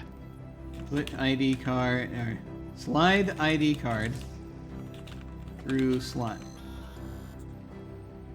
A sign flashes incorrect authorization card. Access denied. Okay. Alright, skip everything else. It did not say it was randomized, though. North and north. Okay. Okay. I assume we're not pressing the buttons, so let's see. Nah. North. A blue metal door to the north is open, so we can go Yeah. north. Upper elevator. You've entered a tiny room with a sliding door to the south, which is open. A control panel contains an up down button, a down button, and a narrow slot. Alright.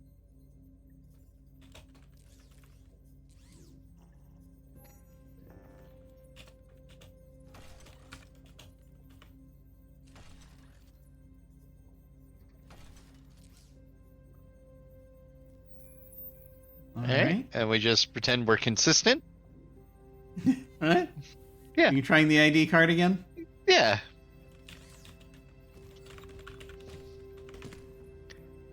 Sign flash. Incorrect authorization card. Access denied. Alright. South and east. Okay. Back to the lobby and east. Booth 2. This is a tiny room with a large 2 painted on the wall. A panel contains a slot about 10 centimeters wide, a brown button labeled 1, and a tan button labeled 3.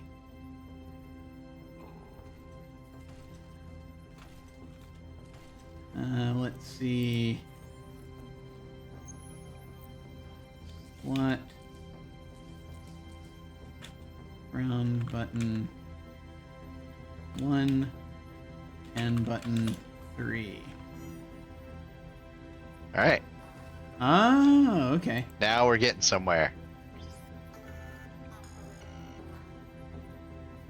Alright. I'm gonna assume.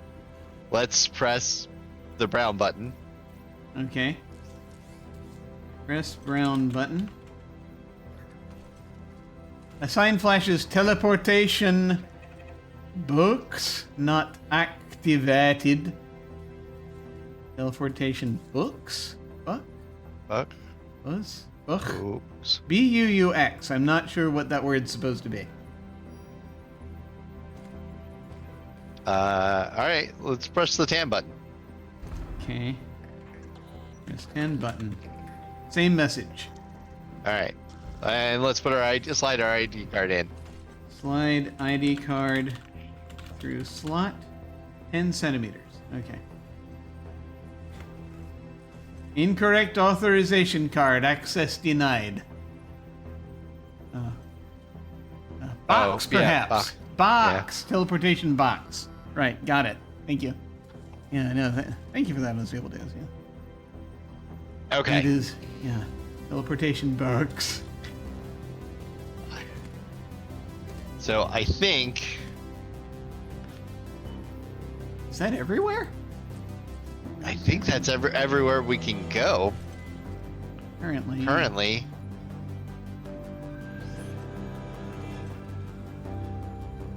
All right. Looks So like it. then my only idea is restore all the way back to like the very beginning. Mm-hmm. Get back to this corridor junction, and we figure out ways to get the key out of the crevice. Sounds good. Because otherwise, we're gonna starve soon. So I don't see a point. I don't see a point in. That is very likely. The only additional thing I think we picked up anywhere is the canteen. So we could probably just start back when we get to the when we get here and just go and get the canteen. Yeah, because there's a good chance we'll need that. Okay. All right. Do we want to start on that? I've got a little bit longer before I start turning into a pumpkin, I guess. Or how No, do we we can. feel? You want to restore it and then just save, so we have like the newest save is. We could do that. Well, let me see where we are here. The ambassador slime cleaning, blather returns, explosion in the pod, the crag. It's kind of where we're on the planet. So we're back at the crag. I mean, I could go ahead and just get us over here if you want to do that before. Let's go straight to the get the canteen and then into the corridor and save. Okay. Yeah, that way we. Because I mean, basically, there's nothing else. Yeah. And there's a key. There's a padlock. I know that much. And I can't remember right now where the padlock is. But I know there is one. The padlock is above the mess hall. Okay. Oh, that's where the door with the padlock. There you go. Mess corridor. Gotcha. Okay. Yep. Yeah, let's do it. At the crag. So up, north. Northeast. Yeah. East. Okay. I might just do this slightly piecemeal. And then we'll save it as like the least moves save. Yes. It's still in the 5730s right now on our moves. In the courtyard, so north. So we're going up, back up balcony, up the winding stair, up into the courtyard, into the plain hall. Northeast to the rec corridor. And east to the mess corridor, south, get the canteen, back north, and then east to the dorm corridor, and east to the corridor junction. After walking a long way, we will save. And corridor junction at 6022. Yeah, that's good. Excellent. And then you want to tackle the problem of the key next time? Yeah, that sounds great. All right. Cool. We have successfully begun the next bit. Yay! Yay! Cool. You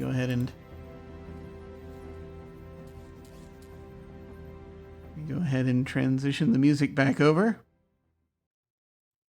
Here we are. All right. Cool. So what do you think? Yeah. So far so good. We have a lead. We haven't cried yet, except when Floyd talked to me. So.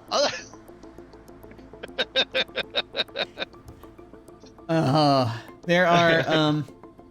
I will tell you that Floyd is. The critics loved Floyd. I will tell you this. I get it, but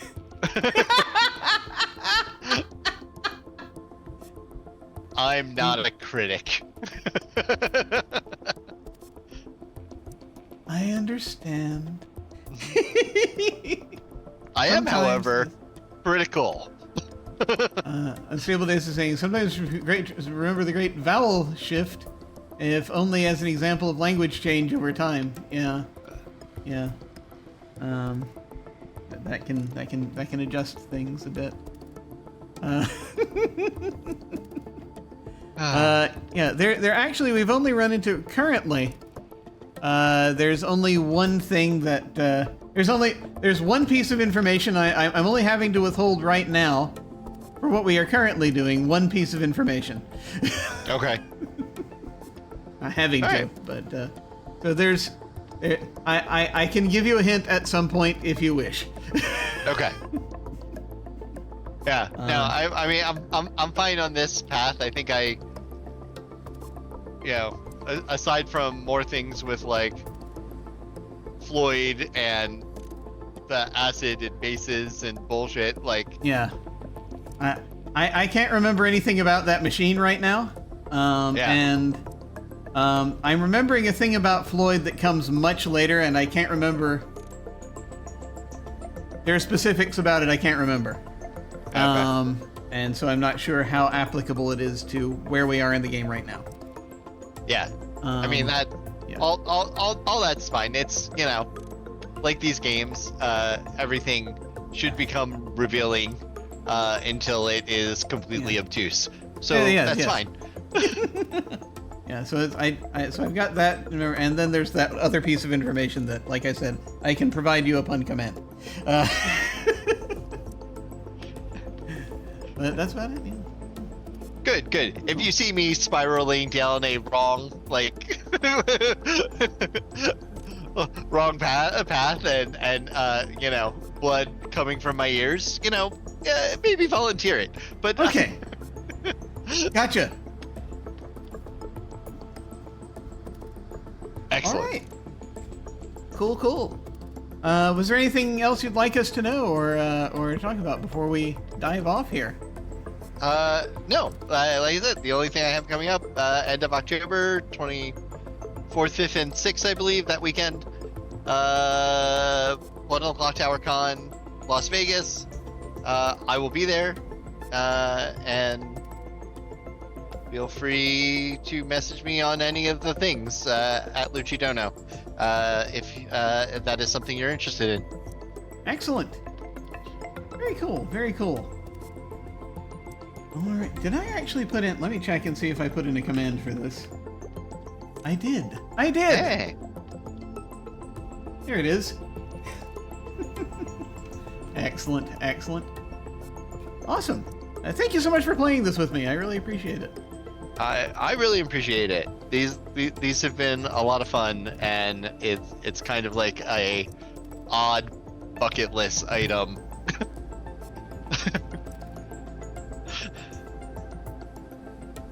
Yay! Yeah.